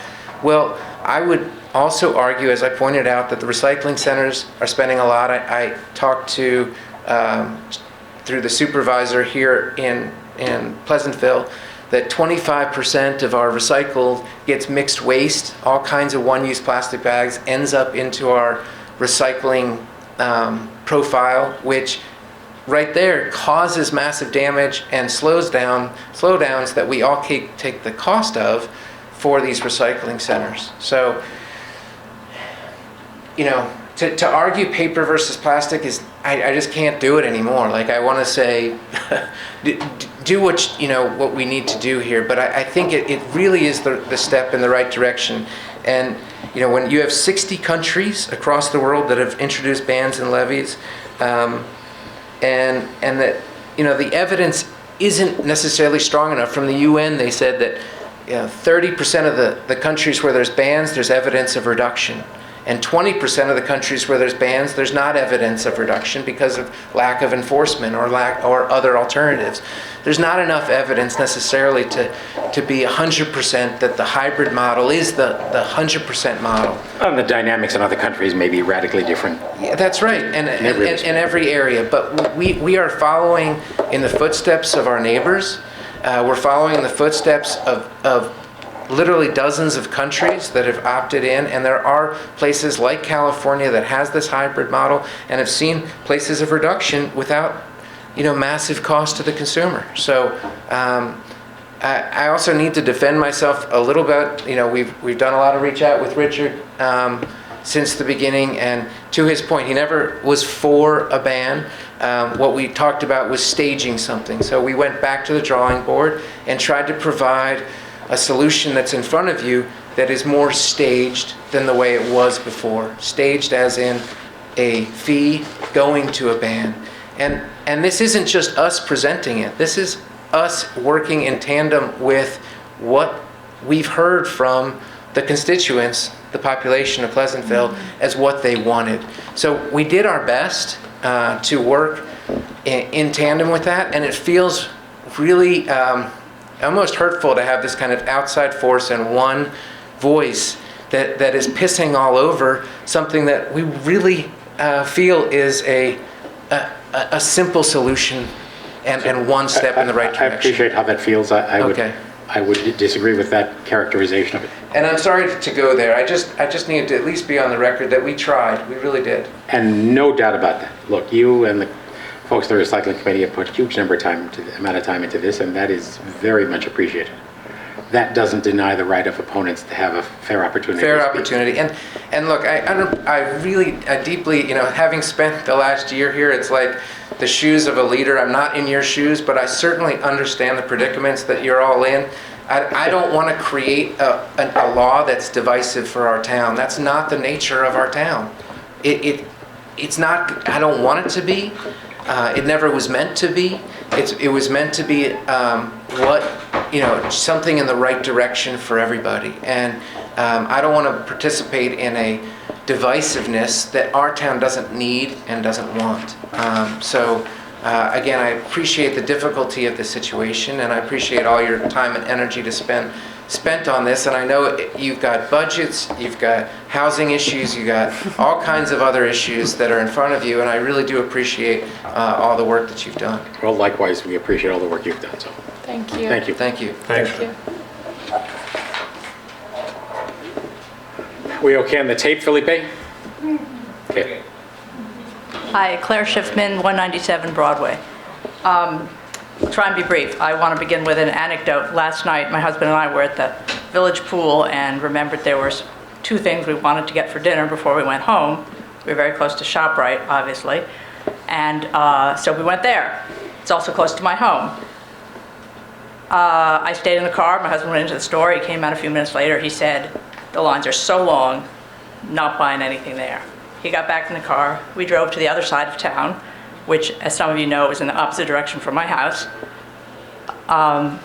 He went in, he got the two things he Key needed. food. Into Key Food. Yes. And we went home and we were pleased. But I think Mr. Grobman needs to find a different boogeyman than the plastic bag, because there's something else going on. His store was empty, and that was fine with me. I find it a convenient place to shop because it's quieter. I can park next to the door, I get in, I get out. But there are plenty of plastic bags available for free right now in both stores, and people are obviously finding a reason to go to ShopRite. So again, it's not a big issue in people's shopping choices right now, apparently. So I see no reason to think it's going to become a bigger one. Same thing with online shopping. I really don't see how that's going to change, with a ban on plastic bags, because the shopper who's at home and decides to buy his groceries online doesn't make that decision because he thinks if he went and got into his car and went to a store to buy his groceries, he'd also have to stop and bring his reusable bags first, and that's just too much trouble. It's not the way people's minds work. It's not the way people buy their groceries. If you want to buy your groceries from a store, you will. If it's convenient for you to buy them online from your desk, yes, it's a trend that we're seeing more of, and we probably will see even more. But I don't think the availability of free plastic bags in a store is going to change that trend. Jay also referred to the incursions of takeout food on the grocery business, which anecdotally, it seems to me, probably exists and will probably only get to be more so. But again, I don't see where that's relevant to a discussion of whether or not there should be a free plastic bag available in your grocery store. People are going to buy takeout food. They're going to buy takeout food. They're not going to make that choice because a bag costs more or there is no bag available if they go to a grocery store. So those are the principal points I wanted to make. Some other speakers mentioned the problem of having to pay for a bag, but you pay for everything you get in a store. It's understood that a vendor has the right to charge you more than it costs him to acquire something for you to take it out of the store. That's called capitalism. And it seems only fair to me that if they're going to provide paper or plastic bags, they should be able to charge what they want for it. It sounds like in most cases it's still at a loss. So I don't really think that the consumers can complain about being charged for them when it's not as though someone's gouging them for those items. And I also think, to Ryan's point about our disposable economy, we produce too much and we consume too much and we throw out too much, that maybe charging for something means it's a little bit less likely that you'll leave it by the side of the road. And the big problem is the garbage that sits on the side of the road ends up in the water stream and kills wildlife, and we also end up ingesting it when we eat things that come out of the sea. So I think these are all reasons why this is a reasonable law, and I support it. Thanks. Thank you. Thanks. Thank you.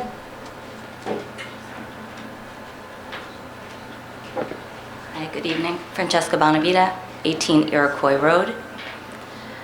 I'm not going to speak about worldwide issues. I want to more focus on Pleasantville, a town I choose to live in with my family, my 2 young children, because I felt it was a progressive community. That's why I moved here. And I felt that a community that would support initiatives such as the RBI. I am part of the recycling committee here, and the committee, and I felt that it was important to read 2 letters that we received from 2 Pleasantville residents, so I just wanted to read them here tonight. I'm writing to let you know that I wholeheartedly support the proposed law to create a fee for carry-out bags, paper and plastic, followed sometime later by a ban on single-use plastic carry-out bags. We need to move to a more sustainable lifestyle, yet there are so many single-use items in our lives. We can live without plastic bags. We can actually improve our quality of life if we stop accepting these bags and instead use reusable bags. Plastic bags are not only require fossil fuels, gas or oil for manufacture, but also water. They're rarely used more than once, and due to their flimsiness, often tear and cannot be used again. They get blown around, litter the stream banks, trees, hedges, parking lots, gutters, and storm drains. There's not a day that goes by where I don't see a plastic carry-out bag littering our village. I usually stop and pick up litter. It's amazing to me that there are so many out there. I can think of only one way to reduce the littering they cause, and that's to prevent their usage. When I'm collecting water samples from the Sawmill River, I see plastic bags in the river and in the branches overhanging the river. It is quite a juxtaposition to the beautiful white heron that I also see. We're endangering birds, other wildlife with these bags. The bags that get washed into the storm drains cause problems for our stormwater treatment, adding to the cost of the process.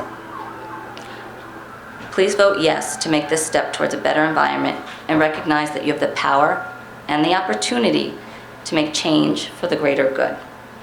Thank you. Helen Muir, Village of Pleasantville Conservation Advisory Commission and Pleasantville Recycles. I'm going to read part of another letter from Angela, also a Pleasantville resident. I understand and appreciate the need to gather input from all concerned parties at the public hearings on the RBI, but you must know in your gut that something needs to be done. All great social and economic movements start at the bottom and eventually work their way up to the national governmental level.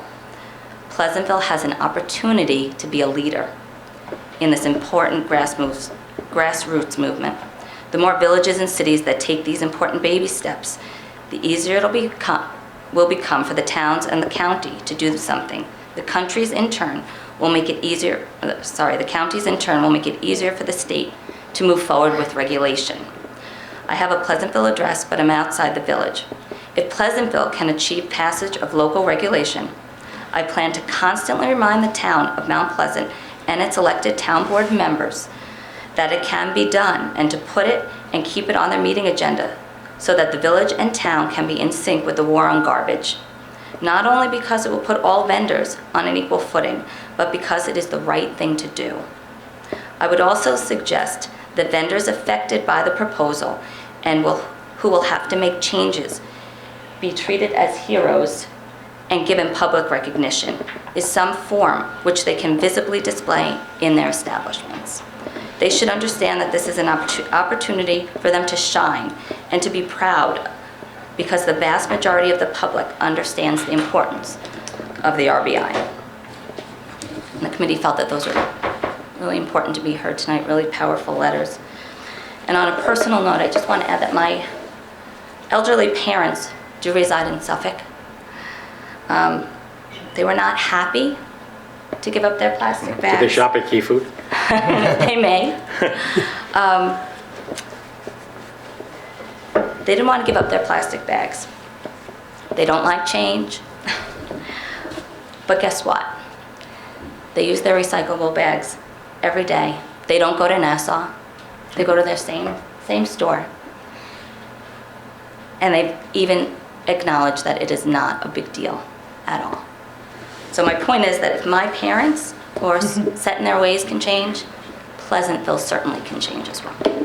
Thank you. Thank you. Thank you. Thanks.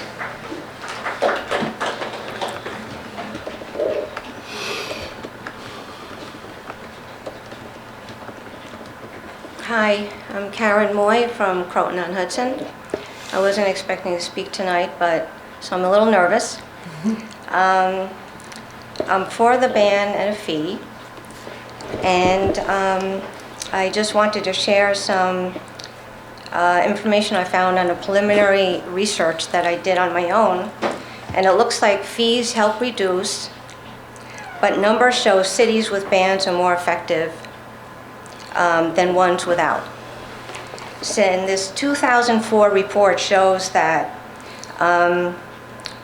municipalities like Santa Monica, California, LA County, California, San Jose, California, that have bans and fees have shown respectively an 81% reduction in plastic bags, 89% reduction, and 90% reduction. While places like DC and Boulder, Colorado, that have no bans and And 5 and 10 cent fees have shown a 60% reduction and 68% reduction. So this shows that bans are definitely successful in reducing plastic bag pollution. The other thing I wanted to say was there was some discussion about paper versus plastic. And I just want to say that trees are a renewable resource, and many paper bag manufacturers in the U.S. use dedicated forest resources for pulp and have ongoing reforestation programs to replace trees that are cut down. So, and the other thing is plastic, unlike paper, is not biodegradable. And it breaks into smaller plastics that can be mistaken for food by marine life. And that's all I want to say, and I hope you go forward with your proposed ordinance, and thank you very much. Thank you. Thank you for speaking.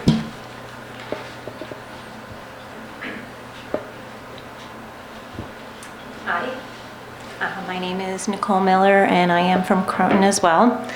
I wasn't planning on speaking at all. I just wanted to observe because Just say, all you Crotonites could move. There's plenty of places to live. We like the idea. We have a supermarket. Well, definitely getting an education, okay? And I have done some research as well. I'm not going to quote it because I don't want to misquote something, but as a local resident of Croton, I see the big struggle where people don't want to change, and it's changing your behavior. And from people I've spoken to, I think that's one of the things that's the hardest thing to overcome. You say, okay, I'm going to do it. Okay, so you get your reusable bags and you put them in your car. That was step one. Then all of a sudden, then you would go into the store, geez, I forgot my bags. And then you go, okay, next time. And then a few times after that, then all of a sudden I started bringing my bags. And I thought about it and I said, well, how many supermarkets are within walking distance, to your residence? If you're in the city, you may not have your reusable bag on you. But I think in most of the stores in different communities in the surrounding area, you have to drive. So getting into your car is a big, forward step, and then just keep on remembering to bring them. Now, I'm driving my husband crazy, making sure he has at least 5 or 6 bags in his car, and I have 5 or 6, and they're not that hard to come by. You can purchase them in the store. I was reading a little bit on when they were talking about Suffolk County, and let's say, you might have some older residents or people of lower income that may not necessarily be able to afford paying for the bag. It looked like there was a, let's see if I can find it, call your legislator, and I don't know if I need to give his name, but to receive a free bag. So it looks like there's other places that are getting their legislation involved and saying, well, if we, these low-income families can't afford it, let's see how we can accommodate that so it doesn't affect the whole community in a bad way. And that's, I guess, the point I'm trying to make, is that it's just a change. And I've done it, and it's not that difficult, and I feel good about it because I can see from everybody that's talking that's environmentally conscious and how much harm that it brings, that I'm doing the right thing. So, and I appreciate, just listening in and seeing that you're, willing to listen and get all sides and make the decision. So I do hope you pass the proposal. Thank you. Thank you. Thank you. Thanks.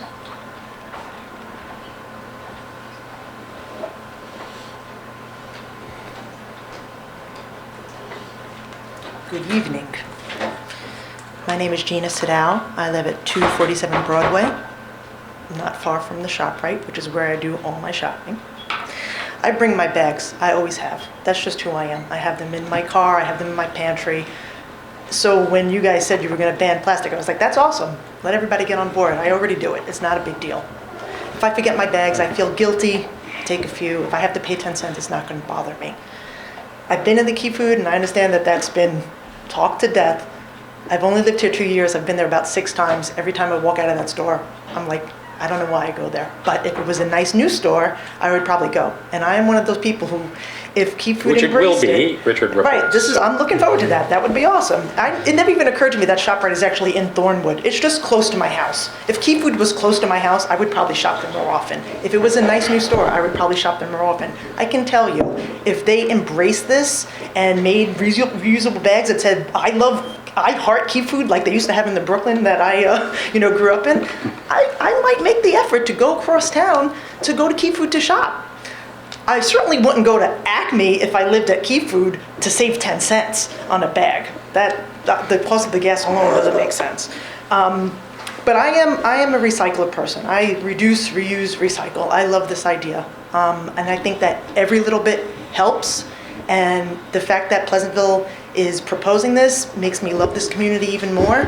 I know Newcastle just did it, and if you know the story of the 100th monkey, every little bit counts. You get to that critical mass where all of a sudden everybody's doing it. And I would love to say that, hey, Pleasantville had a part in making that ball rolling, getting it going, because maybe it's not going to make a big difference, but I do truly believe that every little bit helps. And I have 2 small children. Well, not so small anymore. One's going to high school next year. Mm-hmm. And I try to teach them, hey, it makes a difference what you do. It really does. And anything worthwhile is worth the effort.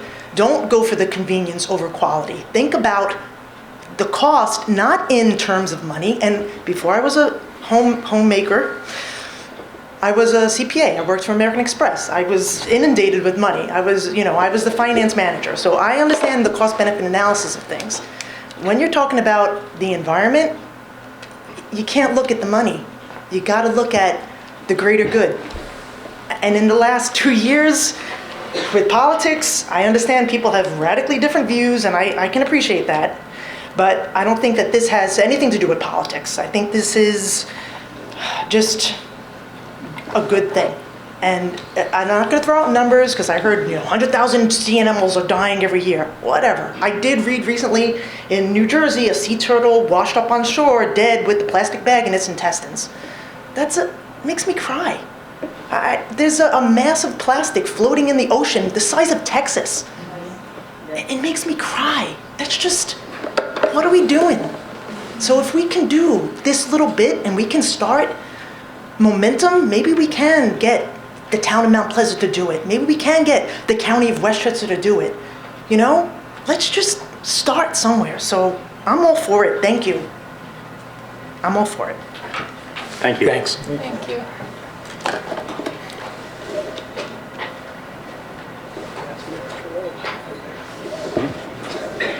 Yeah. Good evening. My name is Vita Simon. I live at 68 Saratoga Avenue in Pleasantville. I just have 2 things to say, more on a philosophical level. One is the importance of conservation as what's happening on our planet and how the changes that we need to make. We have a responsibility as humans to see what we're doing and that we have to change what we're doing. It's not only about dollars and cents and cost analysis, although I admired the minds that were playing that tennis game for a while. I can't play that game at all. My game is more philosophy. And so to really consider the importance of us changing our habits, we have a responsibility. And that responsibility, the Native Americans have a teaching about responsibility that I really I like to consider, and I would like you to consider, which is that the decisions we make should be thought of unto the 7th generation. That the decisions we make today affects going forward 7 generations. We're not just talking about someone's bottom line or somebody's plastic bag or their this bag or that bag. There's a bigger picture here that we have a responsibility to as human beings with consciousness to move our life forward as a species and to take care of the other species. We have a responsibility. We're not just here for our bottom line. The stakes are so high right now. So I just invite you to, as you consider, I don't know how your decisions get made, Please think about up to the 7th generation. You probably don't know either. So yeah, when you figure it out, tell us. Yes, I'll let you know, but thank you very much. Thank you so much. Thank you. Thank you.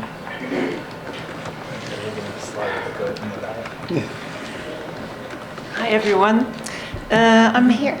I'm working with the Reusable Bag Initiative, and I'm actually here to ask a question, not so much to say something. You need to identify yourself, even though we know who you are. Yes. My name is Filipina Mooglet. Yes, I'm a little too tall for that low one. My name is Filipina, and I am from Bedford, the town of Bedford, and we just passed legislation. And my question is, because we're not, Pleasantville's not the only one, Bedford wasn't the only one. We have heard people from Croton, there are towns all over Westchester that are working on this. And everywhere it's different. And I think it's super important to benchmark. So make sure that we get the numbers right. In Lewisboro, they have a fee of 15 cents. We're gonna do 10 cents. We're gonna have a fee on both. You're probably gonna get a ban eventually. And it will be very helpful if we can get some numbers out there. So with those numbers, we can help other towns, maybe even other counties. I think we should do that, and we should work together on that.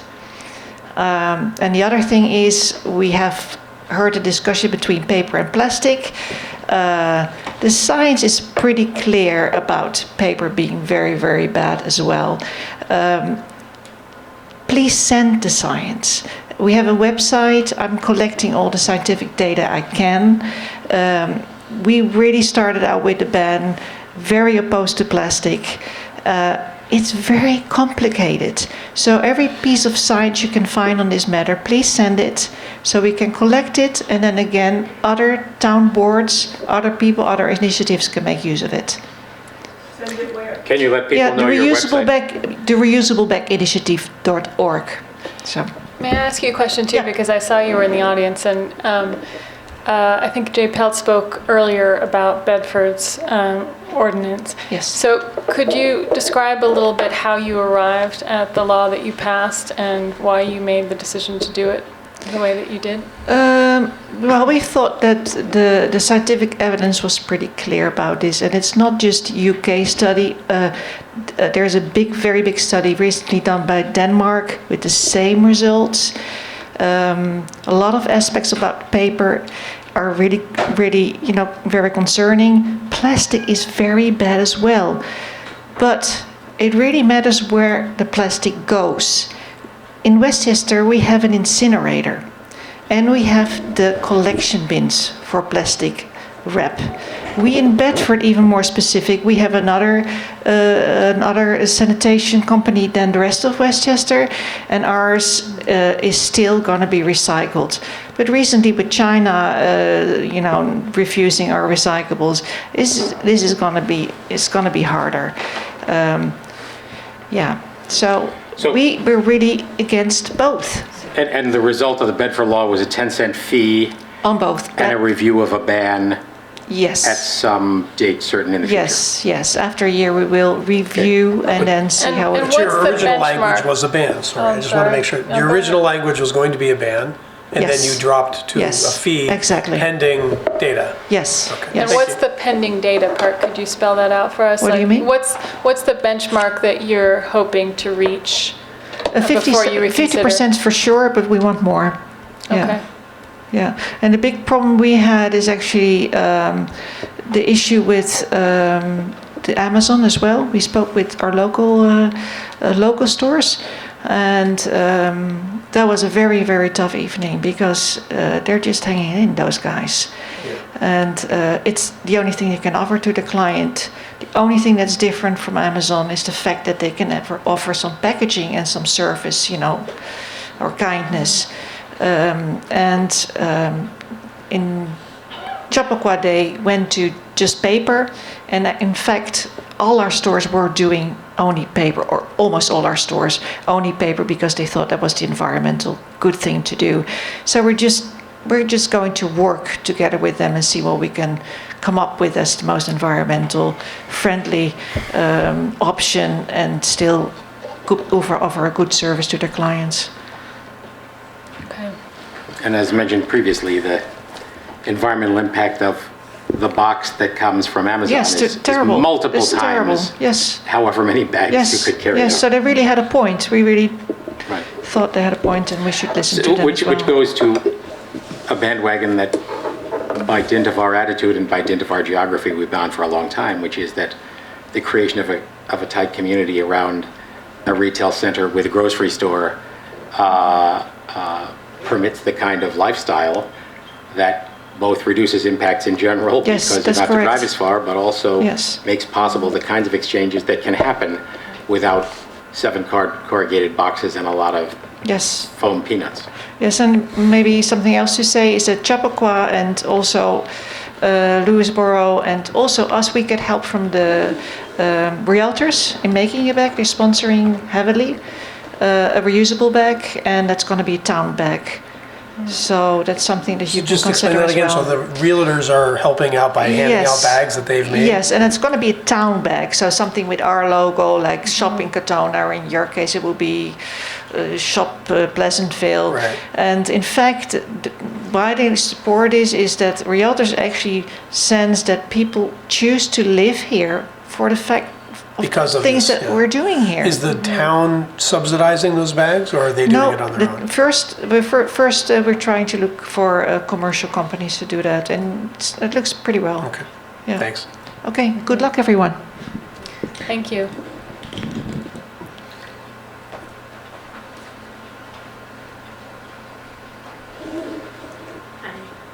So we are from Briarcliff Manor, and we are just beginning our own initiative. So we have the Briarcliff Sustainability Committee, and we support your efforts, and we hope you guys figure out what to do, because we are following in your footsteps. So do we. We're learning from you. You're hoping your meeting will be shorter, is what you're saying. Yeah, so we can say this is what happened, this is what. So we have, what I wanted to say is that we have the Acme in Briarcliff, and when the conversation comes to people choosing to go to another store, I think the momentum is so much now that pretty much I think very soon most of the towns around here are all going to have some kind of ordinance. So we wish you good luck. Thank you very much. I just wanted to add that in terms of the convenience, I was really taken aback when I went to California a year ago, and I was in Monterey at the aquarium, and I'd been to other aquariums and heard about the plastic, and they had some great demos of the as the plastic gets smaller and it swirls in the ocean and it goes into the animal's stomach, and the impact that it has, as well as in our waterways and breast milk for women. And I know that was my concern, and that was back in '96. So, I was like, well, there's so much in plastic.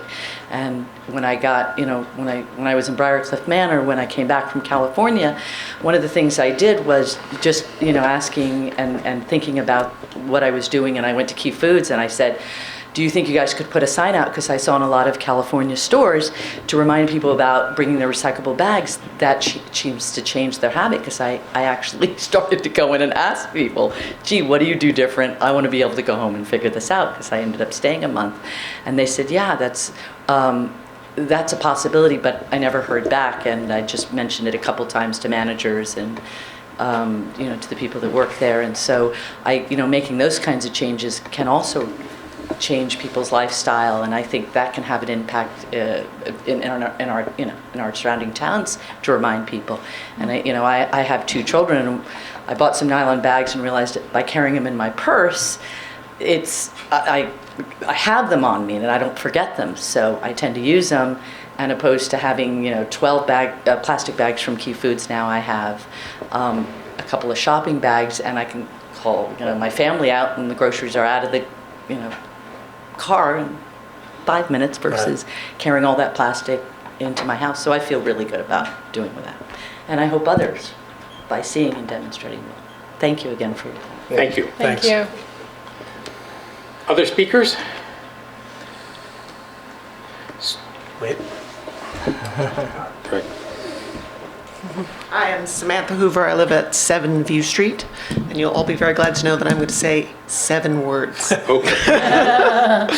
I think everything's been said that needs to be said tonight. I think it's the very, very least that we can do as a community. So I leave you with that. Thank you. To ban the bags. Just I'm Lenore Welby, and I live at 330 Bedford Road. I guess I just want to reiterate what some other people have said, which is that it is just a change of habit. I have a sister who's lived for 2 decades in Europe. She's lived in Ireland and she's lived in France. She lives in France, and when I've been there, I've grocery shopped with her, and it was a little jarring at first when she started getting the bags, and I was like, what are you doing? And she said, you need to bring them, and they were not going to have them. And so that's just how it is, and she keeps bags in her purse, and for whatever reason, I am that person who gets into the store and forgets the bags every time, or every 4th time. So I still think I'm a good person and I'm environmentally friendly, but something about like having it just be a rule or have it be encouraged, and for me, but definitely for people who may not want to do it, because it is important. I mean, while just sitting there, I quickly Googled, and there are all sorts of studies about where the plastic is ending up. One study said that 70% of, what Italian trawlers were coming up with, the waste was plastic bags. So I think that, I know it isn't just about Key Food, but I actually do go to Key Food a lot. Although, recently I've started going is it called ShopRite? I don't even know. Because it dawned on me, wow, it is actually just as close. But I do find that the plastic bags do break. I haven't noticed that they're terribly sturdy. So it just doesn't seem to make a lot of sense. And it is stressful to me when I look and see how many plastic bags wind up in my house and how many single-use things wind up and how many times I go out to dump my plastic into the recycling bin and the cardboard also. So I also think it's kind of the least we can do, and the cost is great, and it isn't dollars and cents, the cost to us. Thank you. Thank you. Any other speakers?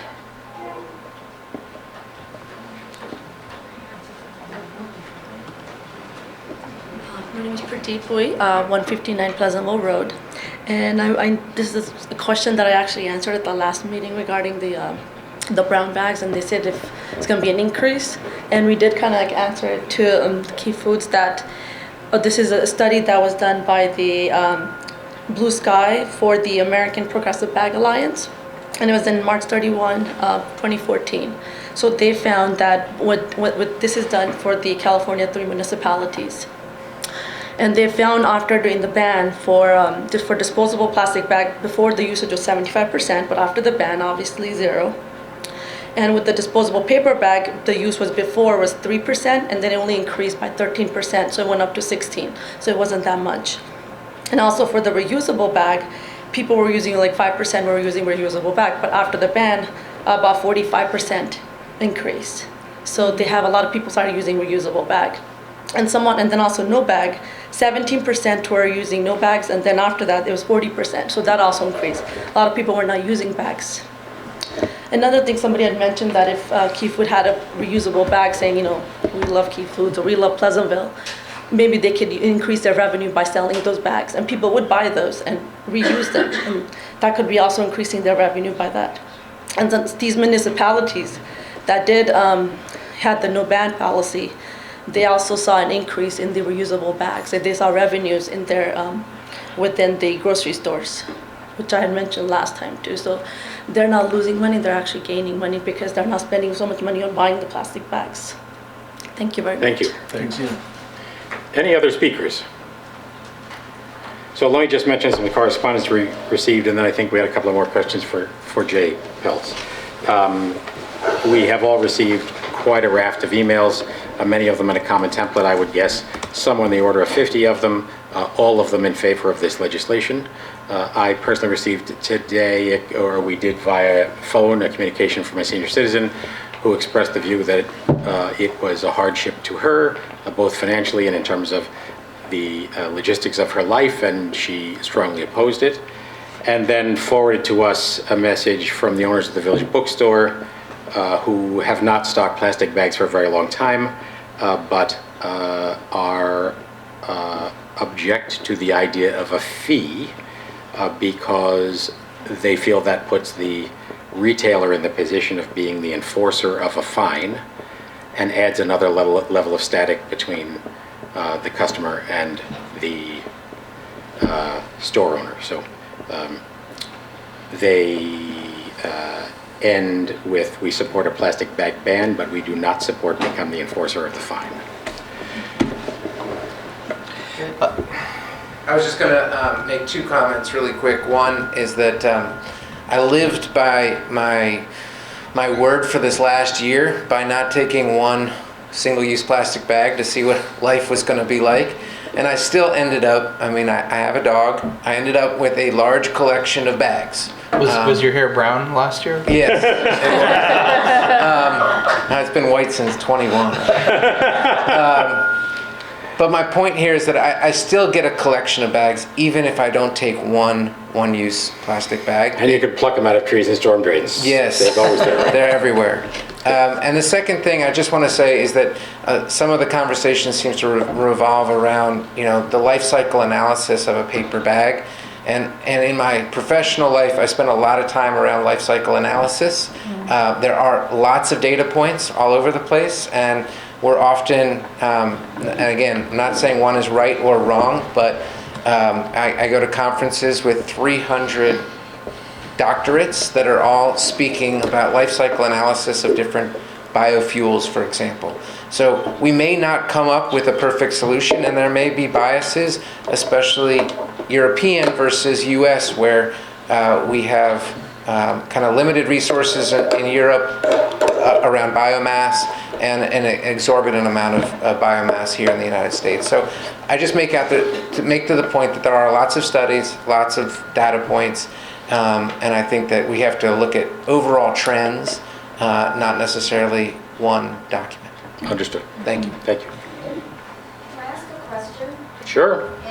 But you have to enter and sign in, please. Sign in and all that. Hi, I'm Lisa Hertz-Apcon, 33 Ashland Avenue in Pleasantville.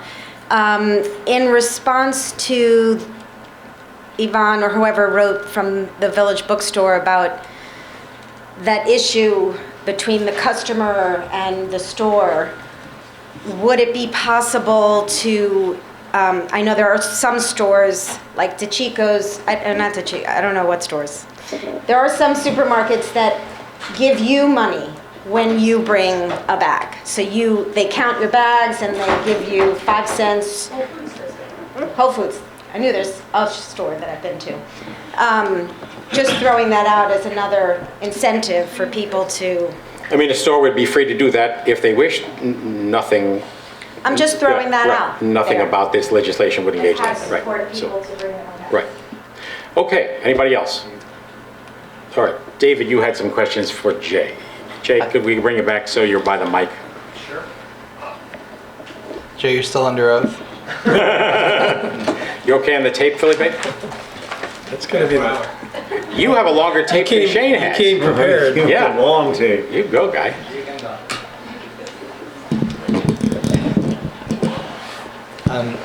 So you gave some data which I find really exciting and helpful, but I was guilty of some bad math, so I want to try to clarify.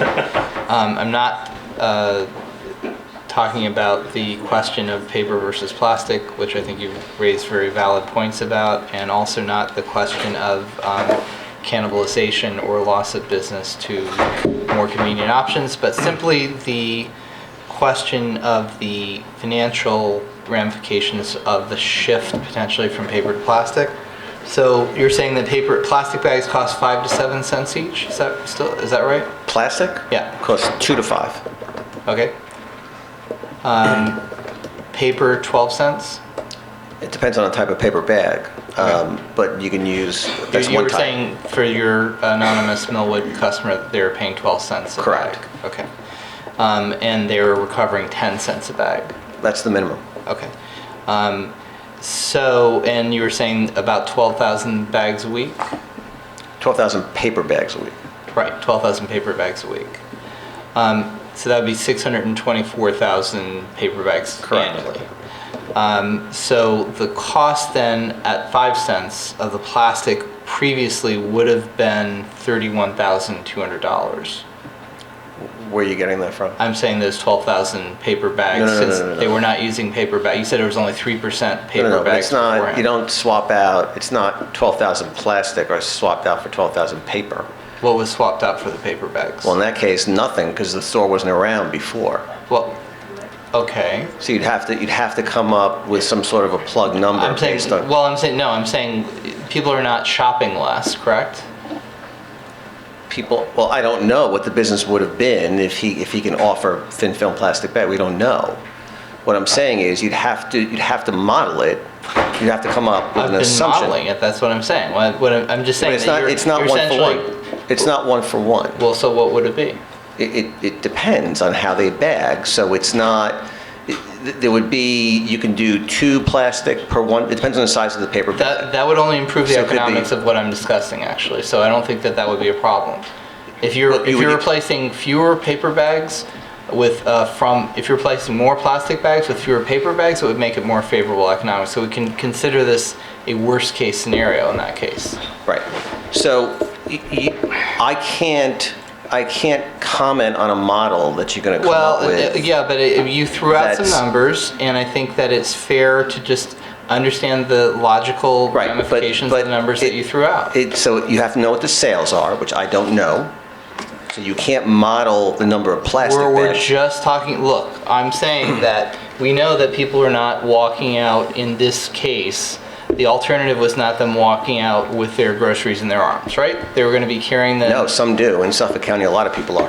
Okay. And that's So another factor. we're talking about the before case, not the after case, right? So. No, but if we're going to model it, we have to model it in good faith. Okay, so in good faith, So it's a question in of ShopRite today. It's in Suffolk County. Okay. There are people using reusable bags. There are people not using any bags at all. Mm-hmm. There are people using paper. There are people using plastic. So in Millwood, if there was no law, the question is how many people would be using plastic? How many would be using paper? How many reusables? How many using nothing? I understand. However, we know in ShopRite today, what percentage is plastic, what percentage is paper, and what percentage is nothing. In ShopRite? Yeah. If you're asking me, on Key Food. Oh, sorry, in Key Food today, what percentage is plastic, what percentage is paper, what percentage is nothing? I only know paper.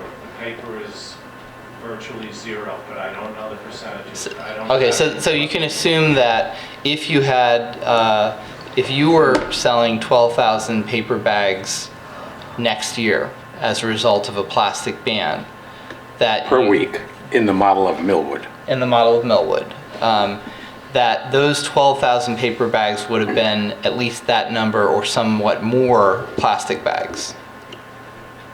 A paper bag is larger than plastic. I have no idea. No, I'm just saying, like, if I told you you were going to be... It depends on the size of the paper bag. But it wouldn't be small. Okay, there's not a paper bag that's smaller than the plastic bag. No, I understand that. Right, but the smaller the paper bag, right, the closer you're going to get to one-to-one. There are different sizes, Right. No, different but I'm saying like thicknesses, there are one-to-one is the worst different case bagging scenario. practices. If you're replacing two plastic bags with a paper bag, you're saving more money. So one-to-one is the basic scenario. I'm just saying that at a very basic level, if your worst economic case is you're one-to-one paper to plastic and people don't stop bringing in anything at all and they don't use reusable bags, right? Forget about the environmental ramifications for just a second, just economically, right? Do you see where I'm going? I mean, if you're just talking about the cost of just the bags, I mean, we don't look at this as the cost of the bags. As I said, we don't look at it as getting income as a plus to the law. No, Wait a minute. that's not And my what point. about My and what point about is- and what about lost sales? And Sorry, what about I told you at the outset that I wasn't talking about cannibalization, and I wasn't. No, but that I'm not fixes saying the that they're not model. relevant. Then you I'm not saying that they're not relevant. I'm just trying to isolate the different parts of the And there's decision. reusable bag giveaways and there's reusable bag discounting. So if you can't just cherry pick, right? I'm not cherry picking.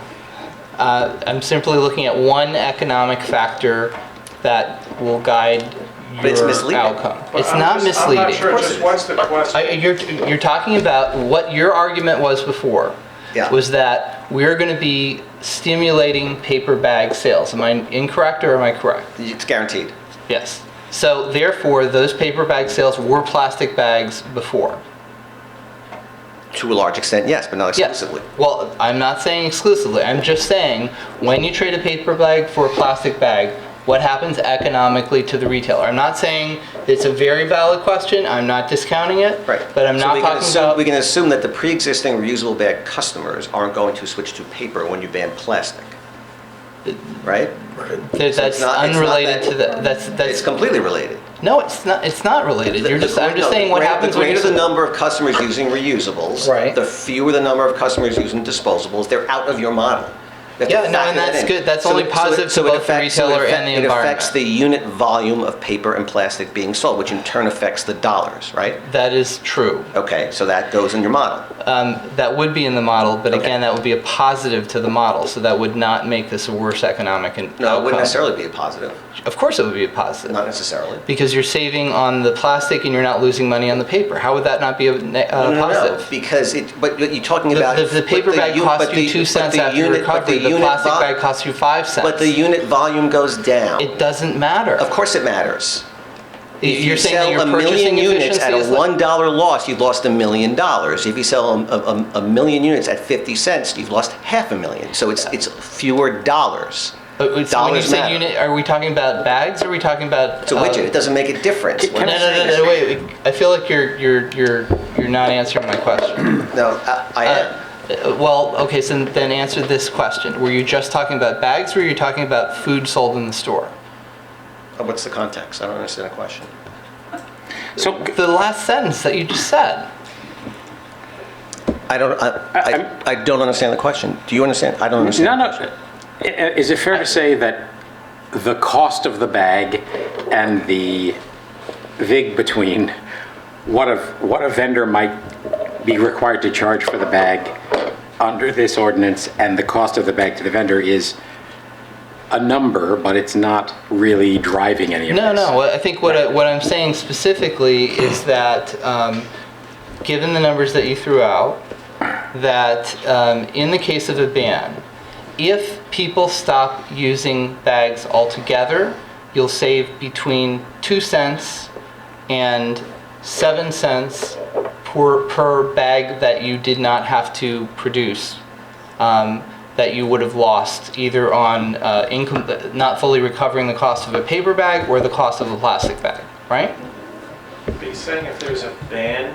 I'm saying if there's a ban in your worst case scenario. Right. So you save the money you would have spent Right, now don't on go plastic. any further, just answer the question. No. and we'll move on But to another question. there's no rules here. So in a plastic bag ban, okay, the operator saves the amount of money it would have spent on plastic. You can't sell them anymore. You can't buy them. Those are savings, right? But that's offset by the loss on paper.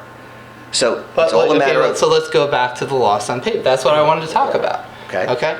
So the loss on paper, the worst case scenario is 1 for 1, right? Because a plastic bag is smaller than a paper bag. Is that right? You're the operator, right? Is that right to say that your plastic bags hold less than your paper bags do at Key Foods? But do you have plastic bags But I'll tell you what's that hold missing. more than But what's paper missing. bags? But what's missing from your model is that disposable bags are currently free. So it's apples and oranges. No, it's not missing from the model. Actually, that's part of the model. So once you start charging for the paper, right, it's not. It doesn't translate. They're not going to use as much paper as they otherwise would have. the third option is you're not selling either. So you're suggesting if there is a ban on bags, then we will not have to give away those bags at a loss. I'm not suggesting that it's actually true. Yeah. Why is that relevant to this legislation? I don't get it. Well, no, what my point is using the math that you suggested before. At the very worst, it's about an $18,000 gain that gives you some small buffer against potential loss in sales. But you're saying there's a ban on everything. No, I didn't say there's a ban on everything. I said in this exact legislation that we're discussing. Simplify the question. would you agree, and I think you will, but I want to ask you anyway, based on your cost in bags now, plastic and paper, I know you're not using paper, but plastic, okay, whatever your cost is, if we adopted this law, wouldn't you agree that you would save money on the bags? Forget about the loss in business. I know you think you can lose business. bags? Whatever bag, any bags. You would bags that you would give away, If I'm just you going would to look save at money it on. economically, then it's a plus for me. If all I look at, well, I'm not Yeah, getting that's only, anything. we're not talking about everything. We're just trying to isolate this one Stop, let him question. finish. Let him finish. Sorry. Yeah. Richard, please. Again, I'm giving away plastic bags now. They cost us whatever they cost us. We're not getting anything in return. People are shopping for groceries. But if you're only looking at the economics of the bag, and all of a sudden that I'm going to make money on a bag, then I'm making money on a bag. But there's the loss on paper, there's the potential lost sales. But the there's loss on reasonable paper, bag but wait, giveaway. the loss on, but just to be clear, This is not. can we just do one thing? You're at a going to be hard pressed to find a food retailer that's going to tell you that just giving effect to economics, right? That this is going to be a positive on the business of law. I think that my colleague's point was, though, that on the incremental part of the bags themselves, you're not going to be losing money if we pass this law. You're going to be saving money on the bags. You're going to be using less bags. You're going to be buying paper bags that you're going to be getting 10 cents per bag on, so you're going to be losing a penny or 2 cents, or maybe nothing if you buy a 10-cent bag. So the point is, you're not going to be losing money on the bags. There are all these other things, loss of business, I understand that. There are a lot of other issues that we're considering, but I think that's his point. Is it Jay? I'm sorry. Yeah. Yeah, Jay, you implied earlier that the bags were costing a lot of money to your client in Millwood. Correct. But assuming that that the alternative was not that those people were carrying the groceries out by themselves, what I'm telling you is that actually your client is making money because of the bags. Now, all of the other things that you're saying are true, and they're all things to be considered, but that statement I think was misleading. But I'm not here to speak for Jay. No, it was misleading, I'm sorry. No, what I know, hang on a second, because I was just accused in public of misleading the board. Okay? Let me repeat what I said clearly. All right? I do this a lot. Go ahead. I said that the Millwood operator was selling bags for 10 and buying them for 12. Yes, I understand. That's it. Okay. Didn't have any discussion whatsoever, so I did not. Well, you said what you just did was wrong. I did not mislead anybody, okay? Didn't say what you just said. I didn't say that nobody's saving on plastic. The proposal is to ban plastic. Obviously, if you're paying for an item yesterday that you can't provide today, you're going to save money. Never suggested that that wasn't the case. Didn't mislead anybody. Okay, well, I cannot infer your intention, and I will not try to.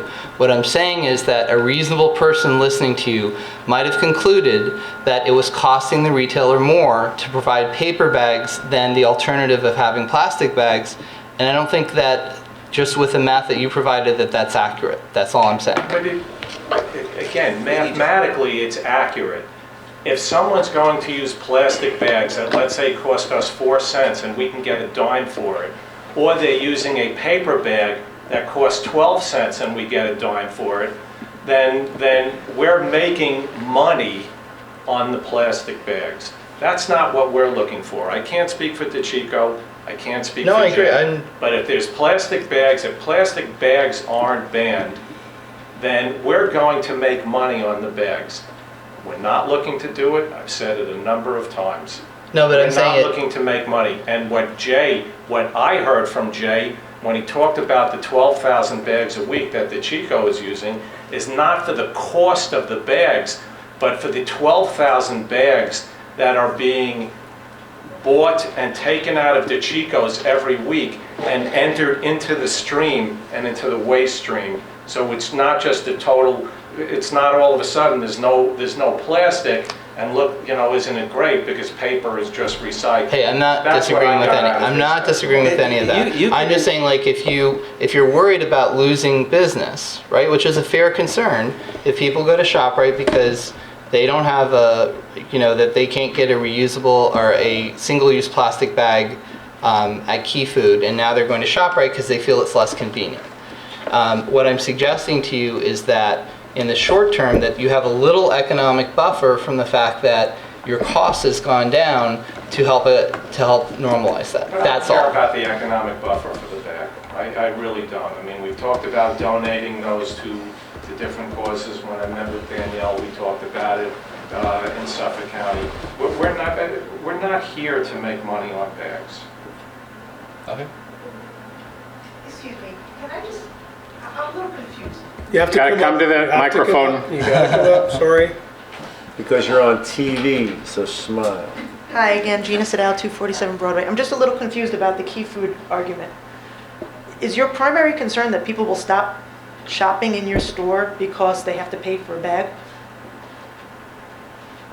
I'm not against the fee.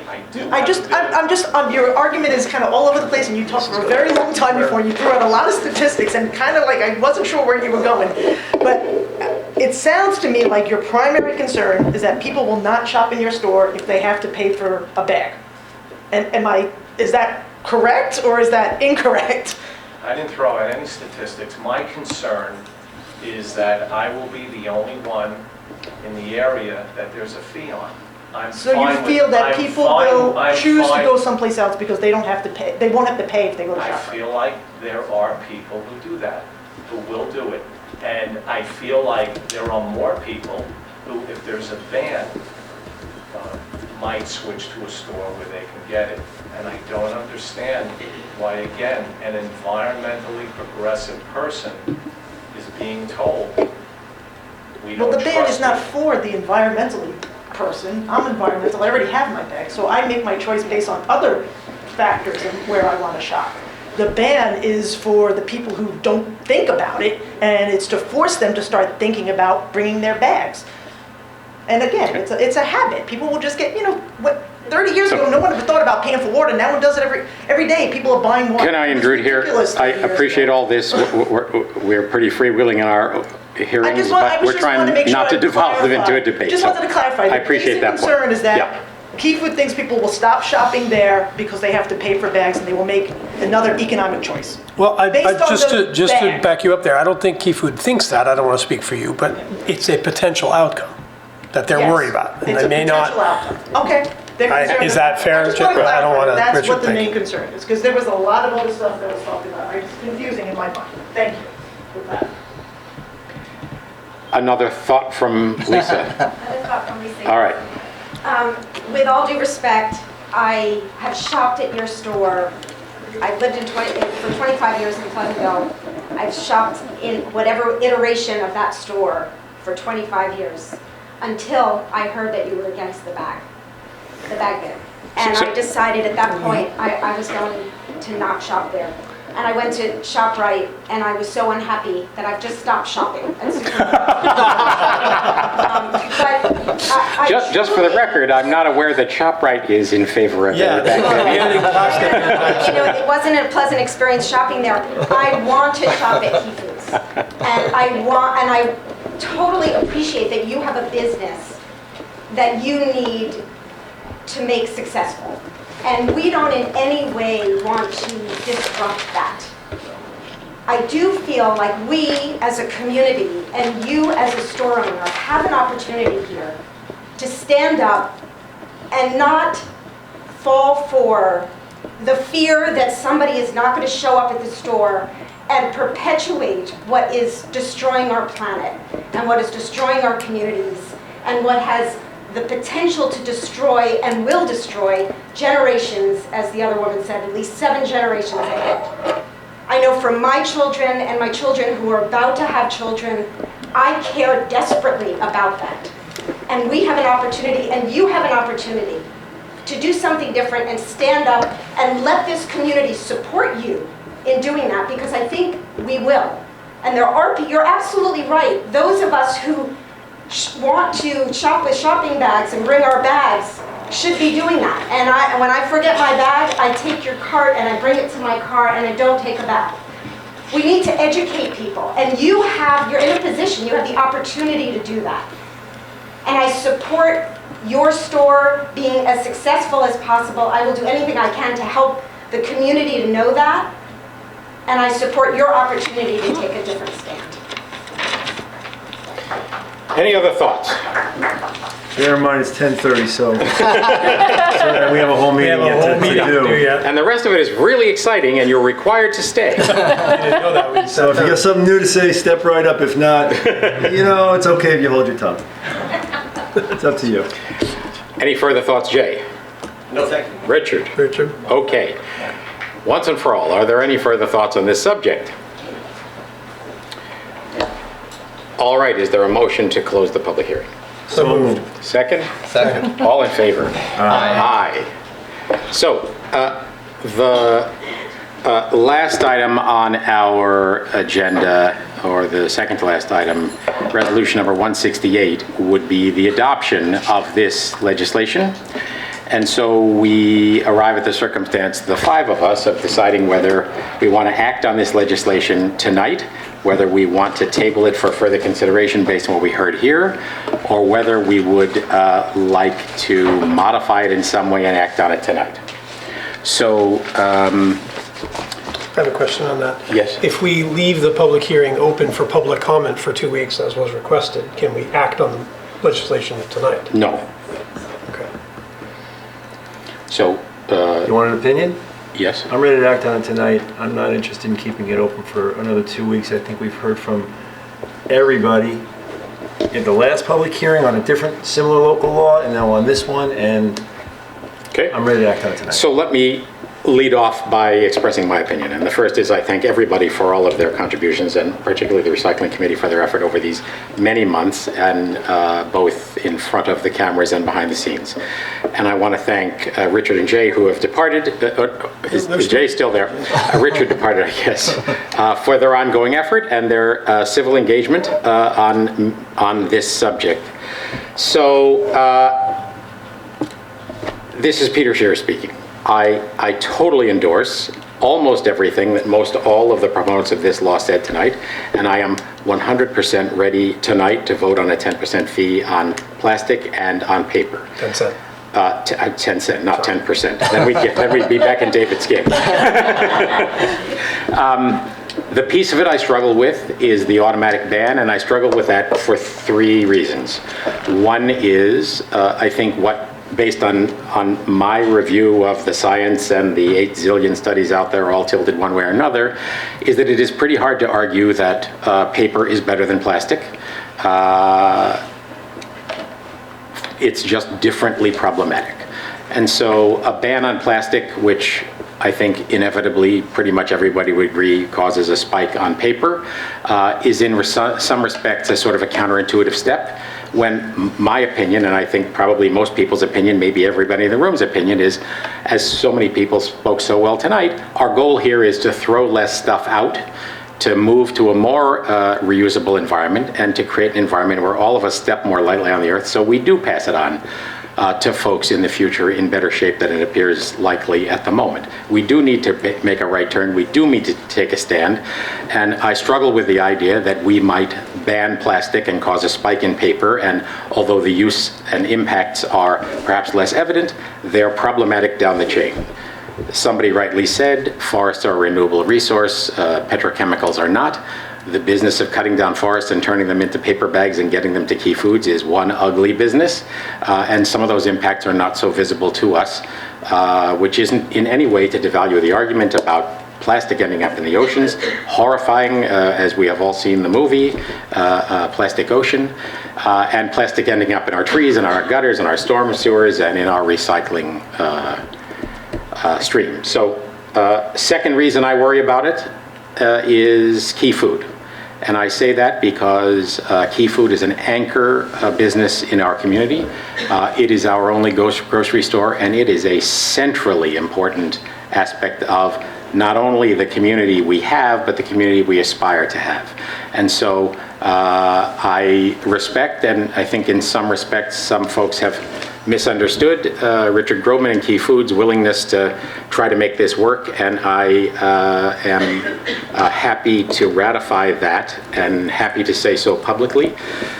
Rallying around making everything work in our community is something you guys are really good at doing, and as the recycling group has made abundantly clear, I think to Richard, whatever form of legislation we create is going to come along with the folks who supported this, helping Key Food and all of the other merchants who are affected by this to carry the positive banner of making a positive impact and making Pleasantville a leader, and I do think that has real impact and will help. So the third piece of trepidation I have about the ban is that, as probably most of you know, there is musing about a bill at the New York State level that, at least at the moment, has been suggested to be set up to trump all local laws and therefore knock the feet out from under whatever we might do if they pass it. Anybody's guess whether anything will actually happen in Albany, but closer to home, they're significant, and I think perhaps edging towards the air of inevitability that the county will take a step. And if the county took a step, we'd all be a whole lot better off. I say that not because necessarily every one of us would like the step they take, but because the real and legitimate concerns of somebody like Key Food, who said, I'm going to be affected by something that my competitors are not, would be erased. We've just very recently seen the success of that when the county raised the age to buy tobacco products to 21, and thereby avoided the painful patchwork project of one community saying 18, one community saying 19, one community saying 21. We have a countywide solution, and everybody knows the rules. So given all those things, my personal opinion is we should enact the fee on plastic, we should enact the fee on paper, and I, in the course of this, with apologies to Bedford for cribbing some of their language, proposed that in exchange for the ban, we say something to the effect of, if the village board and its recycling committee find that single-use carryout bag use has not decreased among the covered stores by 60% or more at the end of 12 months after the fees become effective, then the village board will consider one or more of the following revisions to this chapter: an increase in the fee, an outright ban on single-use plastic bags, and/or expansion of the definition of covered stores to include additional establishments. That last sentence is directly cribbed from Bedford and is exactly the law that they recently passed that you heard described by Philippine when she was at the mic. So I say that for the three reasons I mentioned. I am completely horrified by the state of our throwaway economy. I want, in the worst way, as all of you do, to see those behaviors changed. And I feel, speaking personally, as though we have a better chance of achieving that with the two-step process that Bedford created that I just suggested. So, anybody else? I'm going to say that I agree with everything you said, particularly concerning Key Food and how important it is to our community. I believe in a really a symbiotic relationship where the store needs the customers and the customers need the store, and it's a great amenity here, particularly if Richard does the renovation that he has said he will do, and I believe he will, and I think it's going to be a really nice store, and I think that's what's going to drive customers to go to Key Food. I also think that it is as likely that more customers will shop at Key Food because there is a bag ban than it is that folks will not shop at Key Food because there is a bag ban. I really don't believe that somebody's going to go to a different store than the one they wanted to go to because they have to pay a dime a bag or because they don't have plastic bags. It just doesn't seem logical to me. That's not why you go to a store and why you don't go to a store. So although I agree with everything that the mayor just said, I reach a different conclusion. I find the idea of banning plastic bags to be such a minute, minuscule inconvenience to people, and the great good that we are going to be a part of. I don't think that we are going to change the world. Our bag ban and stopping plastic bags from being given away here in Pleasantville is not going to change the Pacific gyre and the fish dying and the birds and so on. It's not. But it's like an enormous, I feel like it's like an enormous, we have inertia. There's an enormous ship moving in this direction. We're just giving it a little shove. But we give it a shove and somebody else gives it a shove and somebody else gives it a shove, and eventually that ship is going to turn and go in a different direction. And that's what I think we're going to achieve just by doing this. I think that the inconvenience of having no plastic bags eventually is so minuscule in comparison to and even the cost. I really don't believe there's going to be a negative cost to our stores, to Key Food. If there is, it's so minuscule, it's nothing in comparison to the greater good that we are going to be participating in.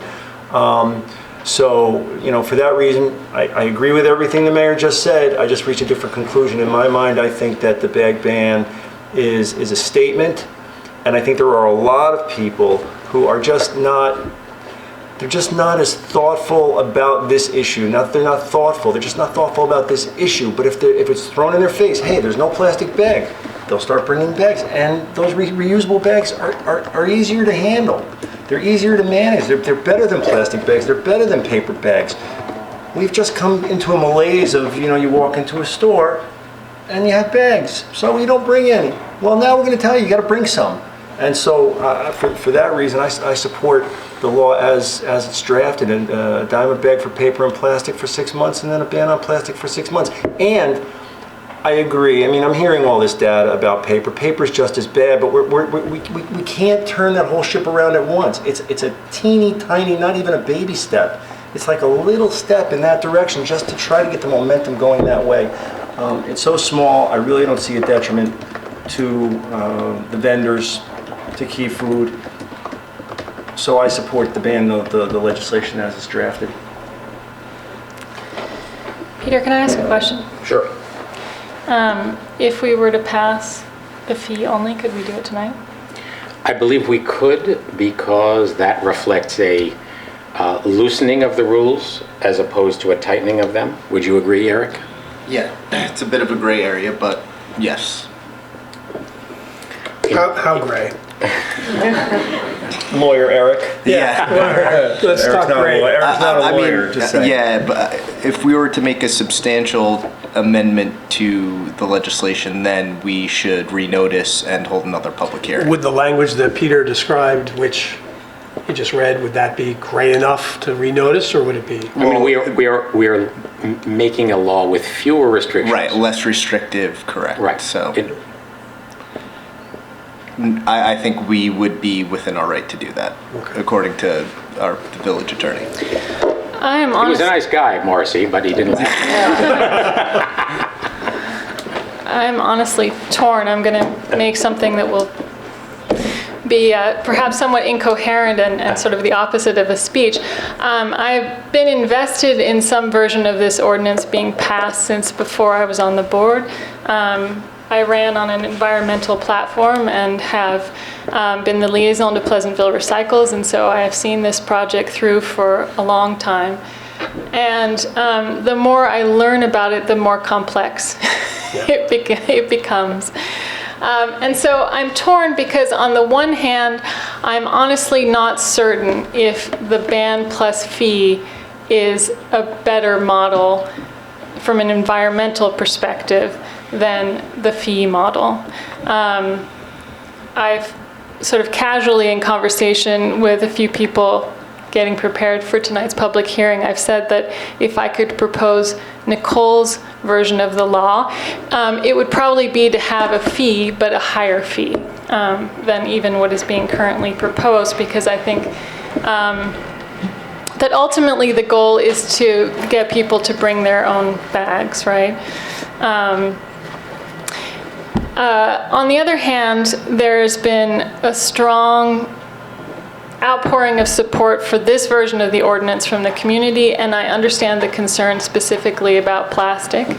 I think part of the problem is that there's sort of an X factor, right? I think the strongest arguments about the problems with regards to plastic are, one, litter.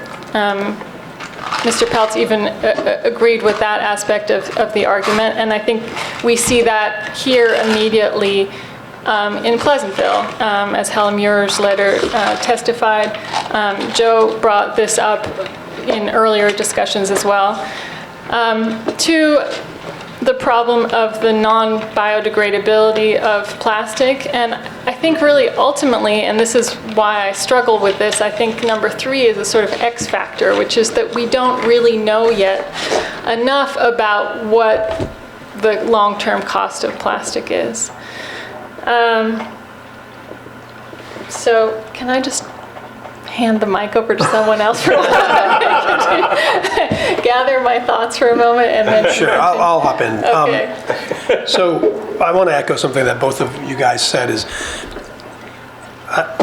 I like where we land on this, but I don't like the way we're getting there. Mostly because I don't think we know enough about what will happen with a fee. So my view on it is, I think running right to a ban without seeing what happens first is looking a little bit before we leap. A ban is a big deal. A ban is a ban. It's going to impact, excuse me, you're killing me with the TikTok. That's the purpose. You know, Key Food is a constituent of ours just like everybody else, and it's important that we take all of these things into consideration. We're faced with I'm faced maybe more than a lot of folks with the difficult position of if you come out and say no for a ban, that equates immediately that you want to kill the turtles and all that, and that's not the case at all. I am as interested in getting rid of plastic in the ocean as anybody else. But from our perspective here, it seems to me like we could do a fee. I guess I'll address this more to you guys. We could do the fee and evaluate, see what happens. If what I'm reading, and a lot of people have thrown a lot of different statistics around, but a document that was prepared by the New York State Plastic Bag Task Force, January of this year, if you look through that data, we would get pretty much where we want to be, or at least well down that road on just the fees. So why the rush? Why head over into an automatic ban when as a legislative body, we can put a ban in place later if we find out that the fee's not doing what we want? I feel like there's a sort of try to get as much as we can in while we can, and I just don't know if that last little step is actually going to be as impactful as we hope. And I think we would be a much more well-informed board working collaboratively with these guys in a year or whatever period of time we set, fee only, 10 and 10. And then if we find that we want to do a ban, we do a ban there. But then we're doing an informed one. Right now, we're all tossing around science from somewhere else. And I think one of the reasons why Bedford backed off is because they don't know what their own particular community is going to be dealing with and how this law will impact this community and his store. So if I could, because I have an answer in my mind to that question. I often don't do things when I don't have a deadline. When I have a deadline, I somehow seem to get it done. I feel like if we don't impose a ban now, which wouldn't take effect for a year, we may never study this again. And here we are with this law that has the fee and no ban. And we may do well at that time to impose a ban, but we might not take it up again. Because there's the energy isn't there. Well, it's good enough. We've gotten far enough along. What do you think of Peter's language? Let me just finish my thought. If we have a ban in place, we can still revisit it. We can repeal a ban if the numbers bear out that we've gotten far enough along and a ban would be detrimental. But would we? That's a year I mean, to away. your same logic, though, would we revisit it? Well, I think that Richard would probably make sure that we revisited it. Well, I can't without a see deadline, enacting a ban and then repealing it. Yeah. So I mean, And as a lawyer, Joe, just to go that next level, as an attorney, wouldn't you say that the least restrictive law that you can make that accomplishes your goal is the one you should try first? I think the answer is yes, but I don't think that would achieve the goal that I think I want. We don't have the data yet. That's, I guess, my point. I don't, like I said in the beginning, I don't mind where we land, actually, at all. What I kind of mind is how we're going to get there. We could land in the same spot, but then we would be armed with information from his store, which is what we are here to talk about. Not that, again, please don't take this the wrong way. Not that we don't want to take it the wrong way. No. We don't want to hurt the turtles and all that, but we're here to deal with Pleasantville, right? First and foremost. Well, and Pleasantville's role in the bigger picture, among other things, actions by the likes of us and the other 44 municipalities in the County of Westchester will assist in creating the imperative that the county act. Agreed. So, I don't disagree with that. I think a fee would help with that imperative. Further your concern about will forget about it. What I tried to embed in the language I proposed was a specific trigger. If single-use carryout bag use has not decreased among the covered stores by 60% or more at the end of 12 months after bag fees become effective, then the village board will consider. The trigger Okay, points but we still have to take, I mean, we have to take it up. Somebody's got to get the energy up to do it. And the other thing is, how do we know whose data are we relying on? We're going to be relying on Key Food's data. I don't think Key Food's going to lie, but on the other hand, how do we check it out? They're the store in our town. They're the one we need to worry about. It will be, as it is in every community, that's a difficult process. So, did you have thoughts, Dave? I do. So I think that we are stewards. That's our job. We're not just stewards of the environment, we're stewards of the population, and we're stewards of the businesses here. And we have to weigh all of those responsibilities seriously and equally. So I don't think that we could consider the environment without considering the business, but I also don't think that we can consider the needs of the business without considering the long-term needs, because we want a Key Food to be here 100 years from now and not just 10 years from now. I think this has been an interesting process. I think that what I appreciated about this was the fact that the proprietor or the area proprietor for Key Foods, was engaging directly, and that citizens and residents of the town and nearby towns are engaging. I think it would have been not a good process if you guys had brought a lawyer from the Sierra Club to spout facts at us. And I think that those kinds of processes that take a professional lobbyist and put them against a group of citizens are inherently unbalanced and can lead boards like us to inherently unbalanced decisions. So my concern is that I think that we need to enact a law that will get rid of bags, period, that are not, that are disposed of. I think probably everybody in this room agrees with that, and I like the fact that literally everybody in the room appears to at least agree to that. So the only question is what will get us there? And I definitely believe in a stick and a carrot. I don't believe in just a carrot. Because watching local, county, state, and national politics, when you have the one but not the other, it doesn't work. So my perspective is that if we enact the law as written, in 12 months we started having unintended consequences, and we'll know number of paper bags goes up dramatically.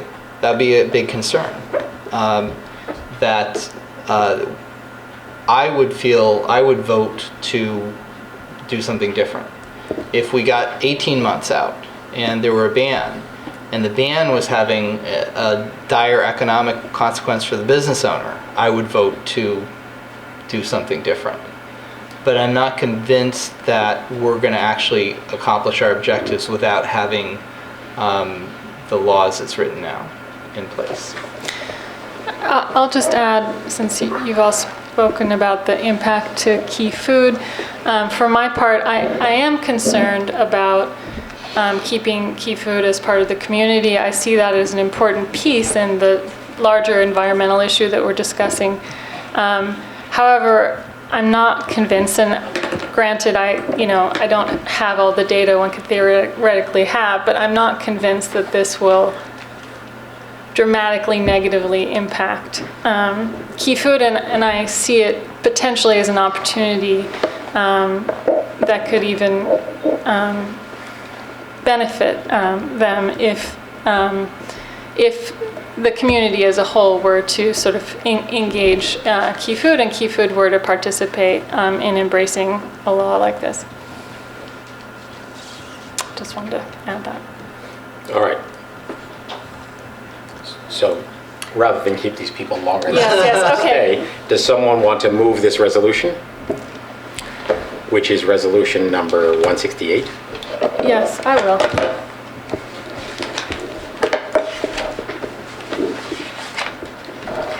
Is there a second? So actually, you have to move it and read the Read it, resolution. right, okay. You can reference the record for the details. Right. of the legislation.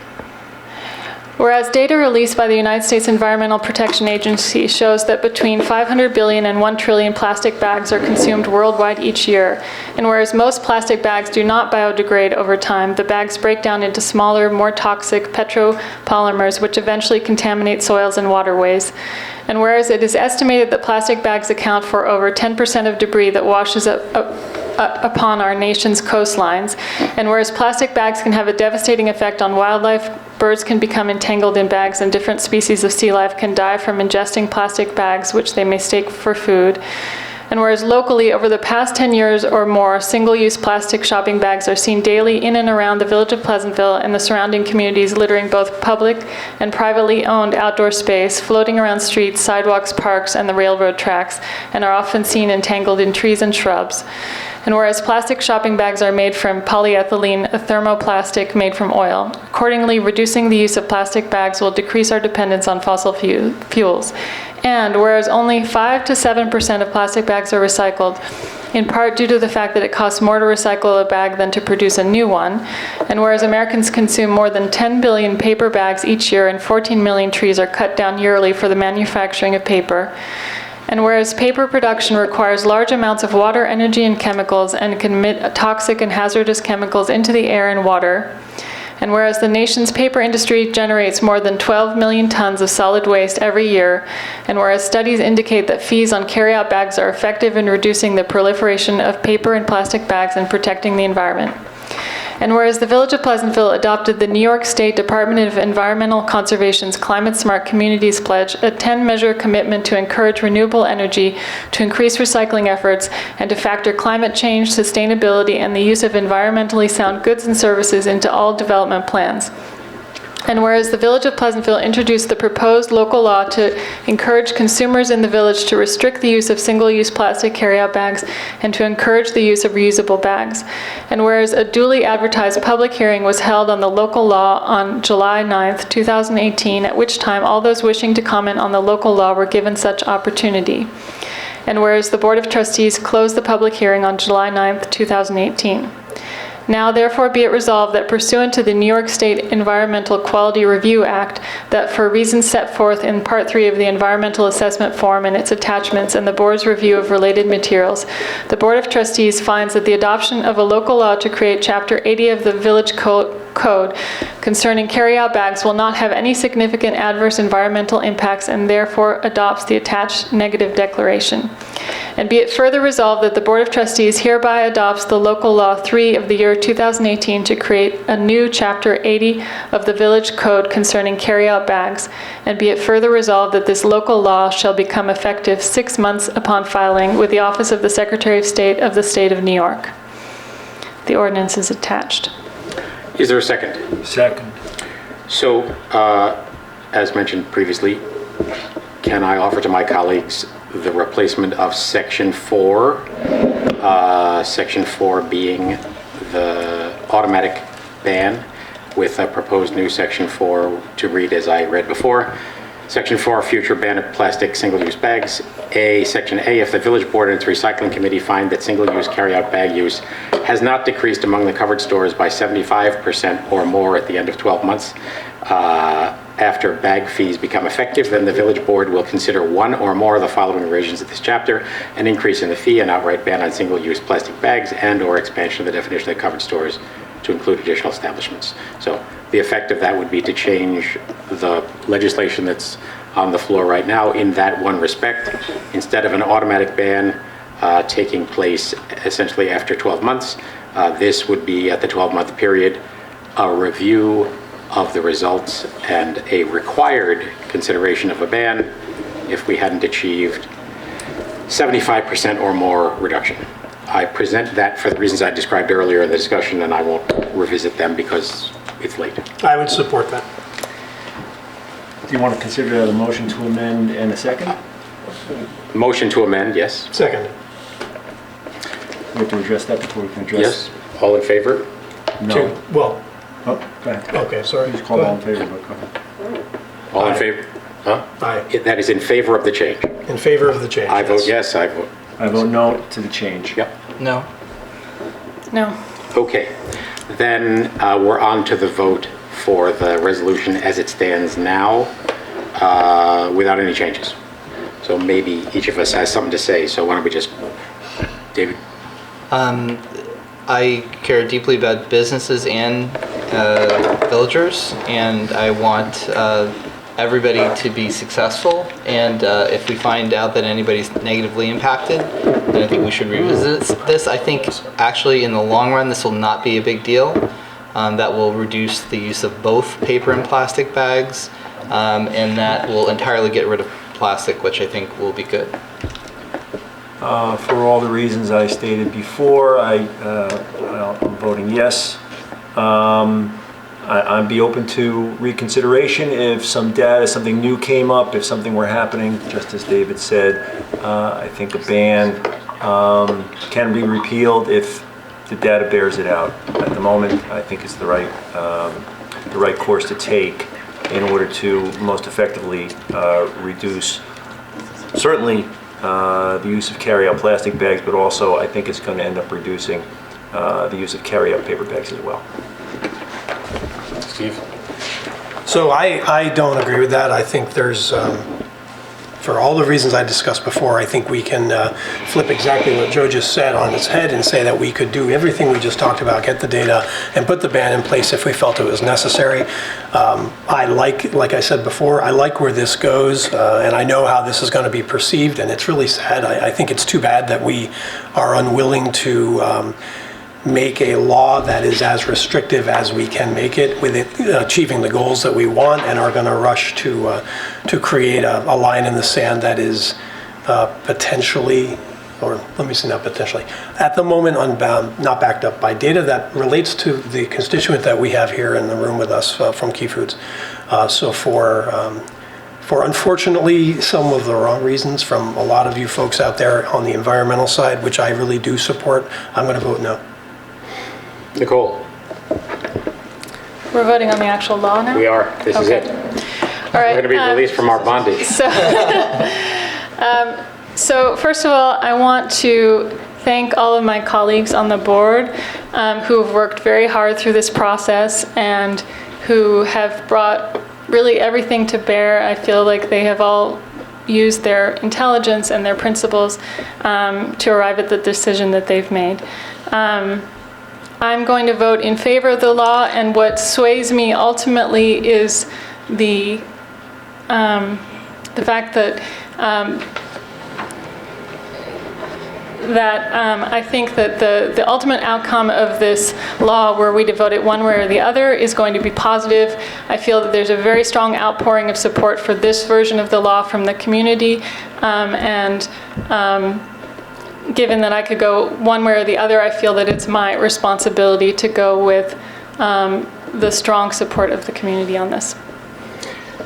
I will vote no, and I do that with a heavy heart because I am so ready to vote yes on almost every aspect of this. And as I described a moment ago, the sticking point for me is the automatic ban. And I don't say that even to suggest that I can't get my arms wrapped around a ban because I could. But I think that ought to be an incremental step.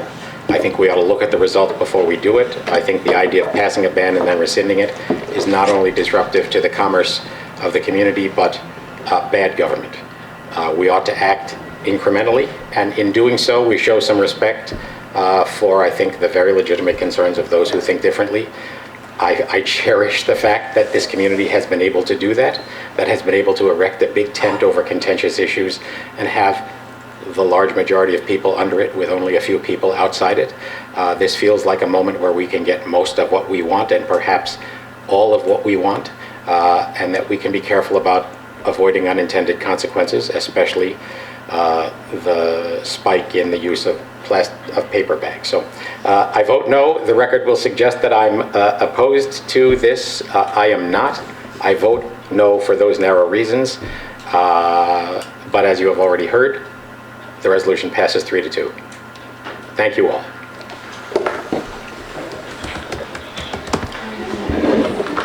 Now you can't leave. You have to stay for the rest. We'll be done about 4, so. All right, brief break. Thank you.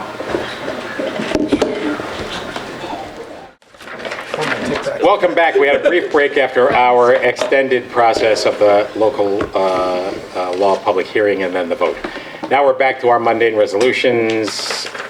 Nicole just had one, so Steve, 156. Resolved that the Board of Trustees hereby authorizes the village administrator to sign the agreement with Pleasantville Community Television, Inc., PCTV, to provide, I think that should say, to provide video and web coverage of all village board 21 meetings, special broadcasts, and community events effective June 1st, 2018 to May 31st, 2021. I think that's supposed to be all 21 village board meetings, right?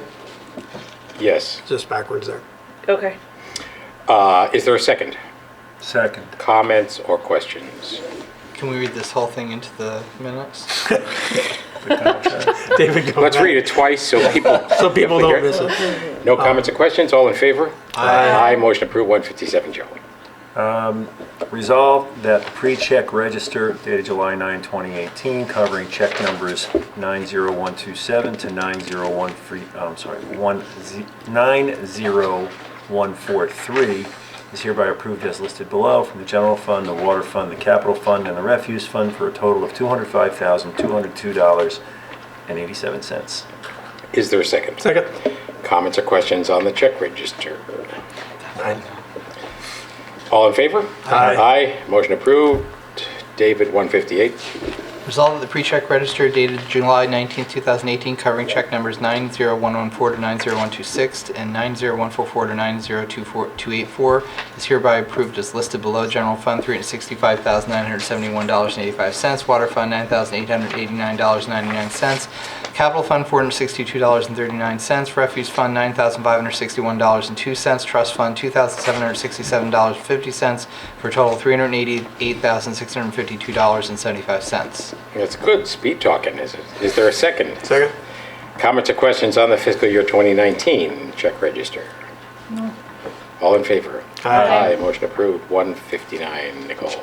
Resolved that the Board of Trustees hereby reserves the use of all Hopper Street and Village Lane parking spaces and control vehicle access for Pleasantville Music Festival activities on Saturday, July 14th, 2018, between the hours of 6 a.m. and 11 p.m. And further resolved that the Chief of Police is hereby authorized to post no parking signs and to tow any vehicle that violates these temporary parking regulations. Is there a second? Second. I have a question on this too. Go for it. Did we resolve the questions from the folks that are across from the field?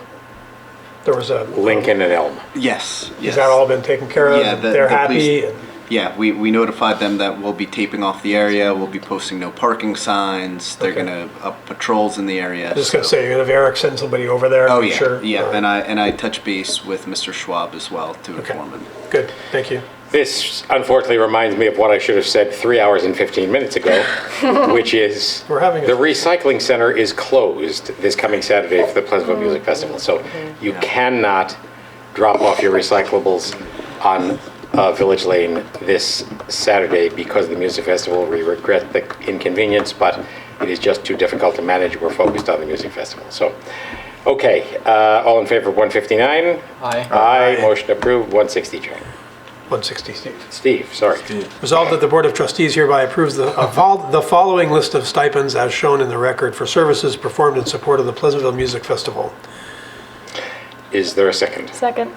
So these are modest stipends for folks who are key department heads and volunteers, as well as a stipend for Bruce Figler, who is the executive director.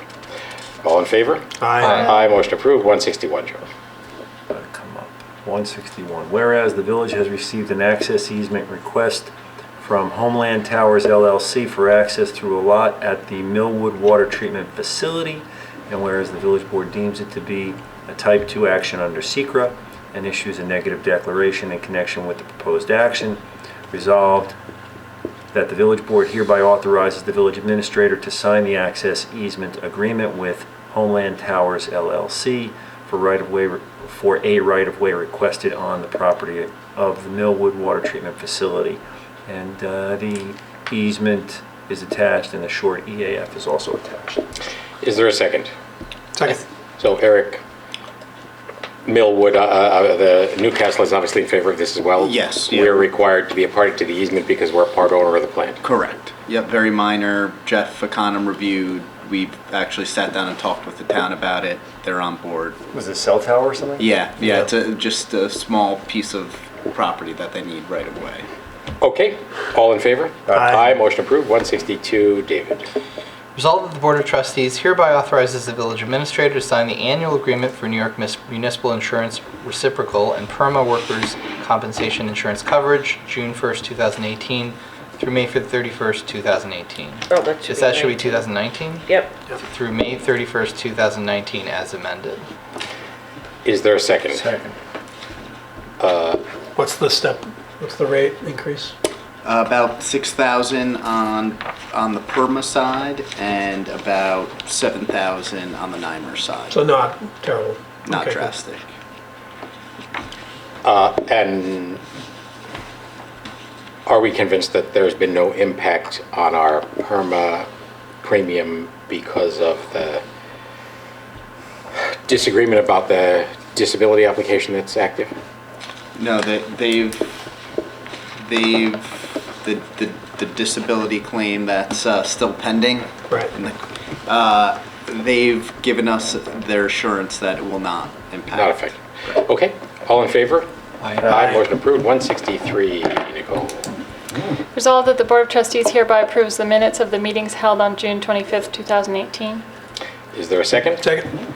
Comments or questions?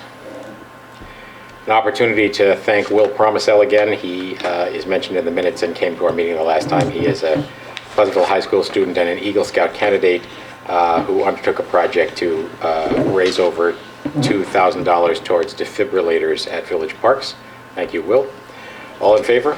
Aye. Motion approved. 164. Resolved that the Board of Trustees hereby authorizes the village administrator to sign Amendment B for the 2017-18 snow and ice agreement with the New York State DOT. Well, that's exciting. Anything of substance relative to last year? Why are we amending it? Additional $17,000. Right. So that's good. It seems right. like we amend that every year. Well, they just amended the base, right? Right, yeah. So it's Yeah. okay, right. renew. So it always Yeah. comes in with the actual use, right? Yep, Okay. yep.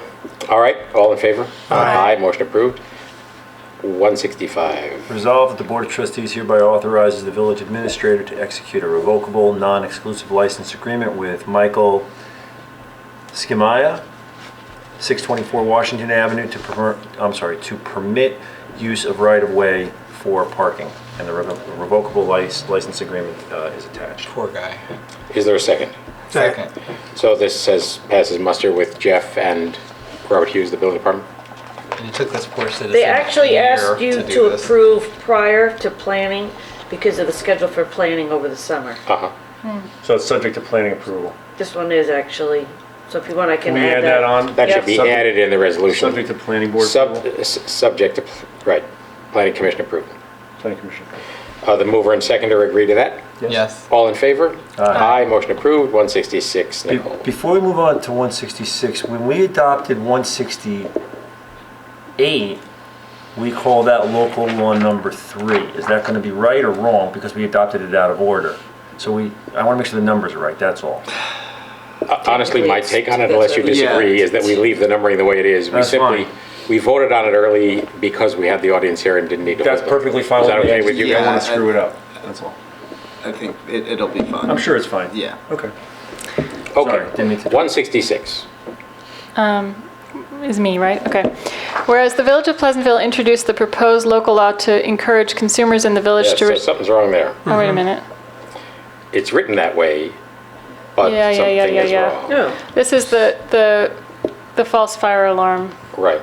Right, the title isn't right with the Yeah, copy. just start at the second whereas. Okay, it doesn't describe it at all, but whereas a duly advertised public hearing was held on the local law on July 9th, 2018, at which time all those wishing to comment on the local law were given such an opportunity, and whereas the Board of Trustees closed the public hearing on July 9th, 2018, resolved that the Board of Trustees hereby adopts the proposed local law 2 of year 2018 to amend Chapter 151 of the Village Code. No, this is messed up. Hang on. What? We'll keep going. Concerning alarms to include false fire alarms. Is there a second? Second. Okay, so now we have to, we, as Nicole read it, deleting the first whereas that was in the original record. Right. Was there some other problem? Nope. Okay. Should we maybe just put in that whereas it'll say, whereas the Village of Pleasantville introduced a proposed local law to amend Chapter 151 of the Code of the Village of Pleasantville concerning alarms to include false fire alarms. In other words, similar to what's in the resolve, put it in the first whereas. I agree with that. Yeah. Do you agree with that? That's fine. Okay. The mover and seconder agree? Yes. All right. All in favor? Aye. Motion approved. 167. B. Resolved that the Board of Trustees hereby amends the master fee schedule, alarm devices, Chapter 51 as follows. First, 2 false alarm responses for the year, no charge. Third false alarm response, $50. Fourth false alarm response, $100. Each false alarm response thereafter adding an additional $100. Any false alarm at a non-licensed premise, $500. Is there a second? Second. All in favor? Aye. Motion approved. 168, Joe. 168 was already. We already did it. Yeah. Yes, we already did. 169. 169? Sure. 169. David. Resolved that the Board of Trustees hereby appoints Alice Pocker, Library Trustee, to the Mount Pleasant Library Board for a term to expire December 2022. Is there a second? Second. Alice visited us tonight and has happily agreed to take on this responsibility. All in favor? Aye. Motion approved. Is there a motion to... Don't say executive session. Don't say it. No, is there a motion to get out of Dodge? Yeah. Is there a motion So moved to adjourn the meeting? Second. So moved. Second. All in favor? Aye. If any of you are still with us on television, Bless your heart. thank you so much. Would you like to run Don't for go to the trustee? recycling center on Saturday. We appreciate your interest and involvement. Good night. See you in 2 weeks.